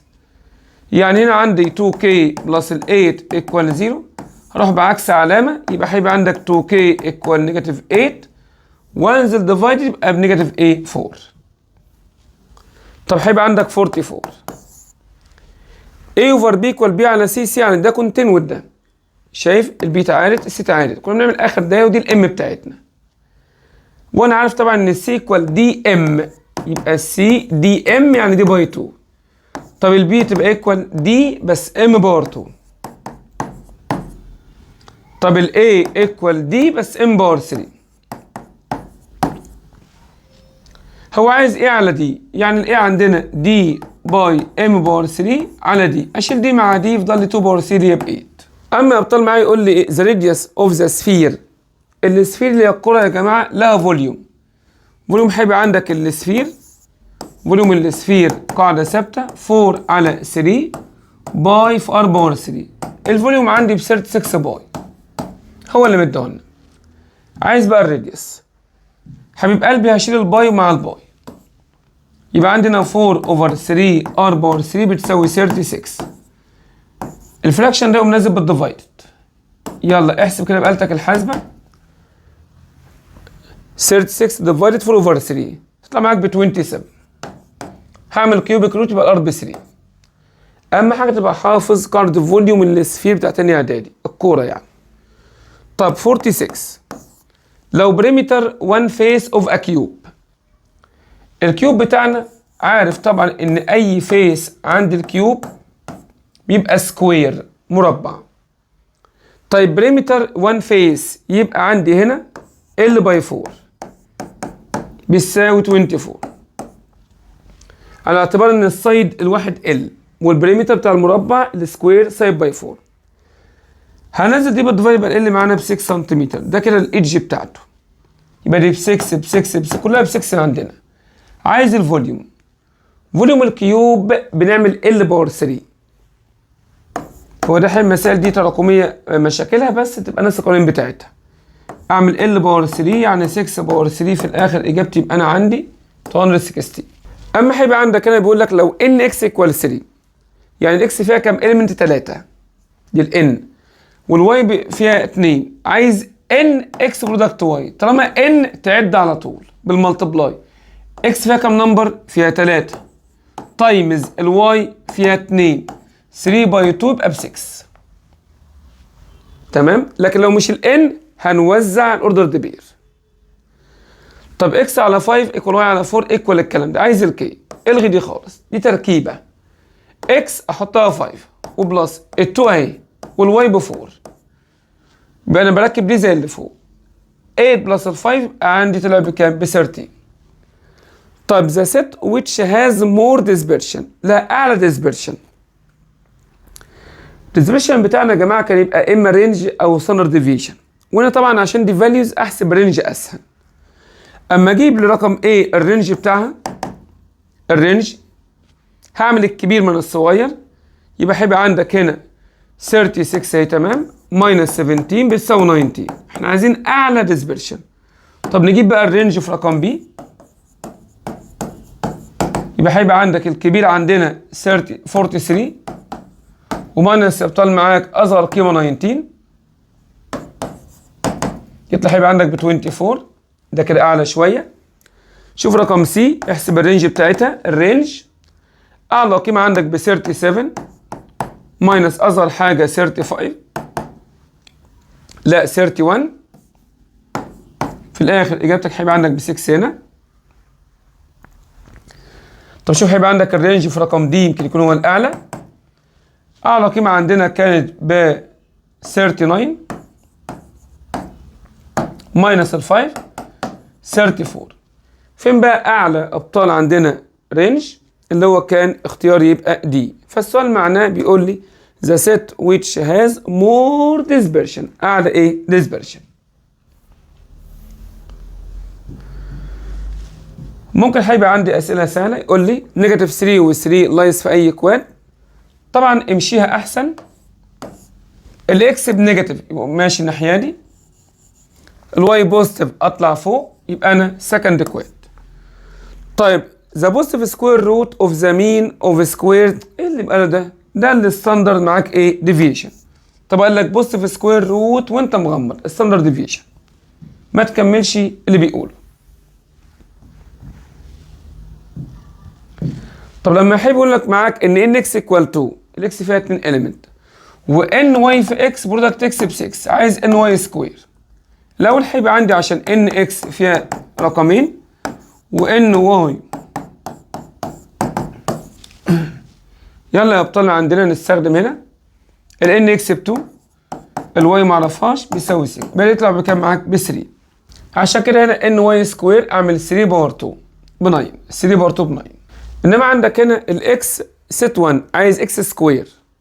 طبعا مفيش ان يبقى دي معناها بالنسبه لي يبقى ست 1 برودكت ست 1 ولما نوزع يبقى 1 اند 1 بس في الاوردر ديبير. انتبه خلي بالك. اهم حاجه السؤال اللي بيقول معاك لو الاكس 1 و 3 و 4 و 5 الواي 2 و 3 و 4 و 5 و 6 معاك ار از ا ريليشن فروم اكس تو واي. هم حابب جاي راسم عندنا الار دياجرام بتاعنا. ادي الاكس وادي الايه؟ الواي. وادي حابب عندك 1 3 و 4 و 5 تمام دي الاي 2 3 و 4 و 5 و 6 تمام معاك. بقول لك انا عايز الاي بلس بي ايكوال 7. جربهم واحده واحده. ال1 بلس 2 مش ب 7 دي ب 3 ال1 بلس 3 ب 4، ال1 بلس ال 4 لا دي ب 5، ال1 بلس 6 يا جماعه تمام مجموعهم ب 7. طب يلا 3 تاخد مين في دول؟ 3 رايحه لل 4 عشان 3 مع 4 ب 7، 4 رايحه ل 3 عشان 4 مع 3 ب 7، 5 رايحه مع 2 عشان 5 مع 2 بايه؟ ب 7. طب اقول لك رايت ار، يبقى احب اقول الار بتاعتنا ايكوال وتقوم كاتب عندك الاوردر بير اللي هي 1 اند 6 اوردر بير، ومعاك تاني 3 اند 4 اوردر بير، معاك هيبقى عندك تاني 4 اند 3 اوردر بير، و5 اند 2 اوردر ايه؟ بير. از ار ا فانكشن؟ ايوه، لان كل اليمنت في الاكس راح ل 1 ايه؟ ايمج هناك. بقول لي ليه؟ اقول الاول كده هيبقى عندك ار از ا فانكشن، وزي ما اتعودنا هيبقى اقول له بقى بيكوز ايه بقى؟ every element in x has one arrow او one image in a one image in الواي. اما هيبقى عندك هنا بيقول مع السؤال ده لو الاكس عندنا من 1 ل 3، مش فاهم يا مستر. الاكس بتاعتنا بيقول لي اكبر من ال1 واقل من 3، يبقى 3x minus 1 من فين لفين؟ طب بص كده، هي ديت اكس، انا عايز اوصل 3x minus 1. هنعمل تركيبه بسيطه، الاكس بقت 3x يبقى الاول مطلوب باي 3، تعال اضرب ده كله في باي 3 كده، يلا باي 3 ده يبقى ب 3، العلامات ما بتتغيرش معاك لانك انت مش ضارب في نيجاتيف عشان تعكسها. طب عايزين بقى ماينس 1، هنحط ماينس 1 جنب دي وجنب دي اهو، بص بنوحدهم كلهم كده، يبقى عندي هنا 3x ماينس 1 ادي هيبقى 2 وادي هيبقى 8، يبقى الكميه دي من 2 الى 8، من ال 2 هيبقى الى ايه؟ الى ال 8. وعشان ما فيش ايكوال يبقى انت اوبن من 2 الى 8. اما ابطال السؤال بيقول معانا لو اف اكس ايكوال 5x بماينس ال 8، ار اكس يقول ار اكس بقى اف اكس جي اكس، يقول لي قوله. طيب تمام، اف 1 بلس ار 3 ايكوال نيجاتيف 7، هات ال a. تعال اول نستخدم اف 1. يعني ايه اف 1؟ طبعا هيبقى عندك ال 1 ده مكان اكس اللي هو جنب رمز الاف، يلا خد 1 حطه مكان اكس عند الاف، 5x يبقى 5 براكت 1 ماينس ال a ده كده، وفي بلس معاك. طب ار الشغاله الاكس ب 3، يبقى دي هيبقى 3 وادي ماينس 2 ده كده شغل الار بتاعتنا، وهو مديني نتيجه ايكوال نيجاتيف مين؟ كده انا خلاص خلصت مسألتي. حاجه هيبقى عندك 5 باي 1 ب 5 ماينس ال a وادي 3 ماينس 2 ايكوال نيجاتيف ايه يا ابطال؟ جمع بقى، هيبقى عندك نيجاتيف a من نيجاتيف 2 a تبقى نيجاتيف 3 a، نيجاتيف 1 نيجاتيف 2، وادي عندك ال 8 ايكوال نيجاتيف ايه 7. اروح هناك بعكس علامه، نيجاتيف 7 ماينس 8 نيجاتيف 15، هطير دي مع دي وانزل ديفايد يبقى ايكوال 5. بس كده ابطال ايه، فاخد بالك. اما هيبقى عندك هنا سؤال يقول لو ان الاكس 1 و 3 و 5 r is a function on x، يعني انت هيبقى عندك كده ادي الاكس وادي الاكس مره كمان 1 و 3 و 5 1 و 3 و 5 وادي هيبقى الاي وادي البي. الار راحت موصله الاي بال 3، طب ما هي الاي ما اعرفهاش مين في دول، ما هي دي ولا دي مش عارف. طب بس والبي ب 1، ما انا برضو مش عارف مين. طب استنى 1 اند 5، استنى الاول بس بص نتفق ده كده خلاص. ممكن بقى اودي لك 3، انت عايز تودي حاجه ل 3 صح؟ ممكن اودي 3 مع 3، يبقى دي كده بقت هي الاي على كلام، واودي مين مع 1 واودي 5 مع 1، ما لازم اقفلها فانكشن بديل بي كده. يبقى هو عايز قيمه الاي بلس البي في رقم 2، يبقى 3 بلس 5 8. طب لو انت كنت عملت العكس اللي هو وديت ال 5 لل 3 وال 3 لل 1، كانت تمشي، كانت هتبقى دي الاي ودي البي برضه مجموعهم في الاخر ب 8 هي. طب عايز الرينج دايما بناخد الايمجز بتاعتنا من غير رسم على طول، يبقى الرينج عندك 3 و1 وايه ابطال وال5. اما هيبقى عندك هنا بيقول لي الاكس تمام r is a relation on x، يبقى انا هيبقى اعمل ادي الاكس اهي معانا والاكس تاني برضه قصاد منها كده، ادي الاكس والاكس يا ابطال، نيجاتيف 2 نيجاتيف 1 و0 و1 و2، وادي برضه نفس الكلام بقول لي ايه A or B means A is additive inverse of B. بيعكس بس العلامة. طب نيجاتيف 2 رايحة لل 2 عكسها، والنيجاتيف 1 يبقى يروح ل 1، واللي 0 طبعا يبقى 0 في الاديتيف لكن مالوش مالتيبليكيتيف. ال 1 راح نيجاتيف 1. اكتب الاركتيف حاجاتك اللي احنا وصلناها. هل ار يا حبيبي هنا عندك mention it is a function ولا لا؟ اقول له function because ايه بقى؟ every element in x has one arrow او one image in x برضه. اما هنا يا ابطال اوردر ديبيريك والاوردر ديبير، عايز x و y. يلا يا جميل، يبقى الاولاني x minus 2 equal 3، يبقى الاكس equal كام؟ ال 5. التاني بقى هيبقى عندك 3 باور y minus 1 equal 1. معنى ان انت ب 1 تبقى لازم دي كلها بزيرو الباور، يبقى يعني y minus 1 equal 0. حبايبي ان شاء الله على خير، حسن الختام معانا. تعبنا، ربنا يوفقنا يا ابطال ويكرمكم يا رب وتكونوا احسن دكاتره وباشمهندسين ان شاء الله يا ابطال. والسلام عليكم ورحمه الله وبركاته. كل سنه وانتم طيبين. وانت طيب. السلام عليكم. عليكم السلام.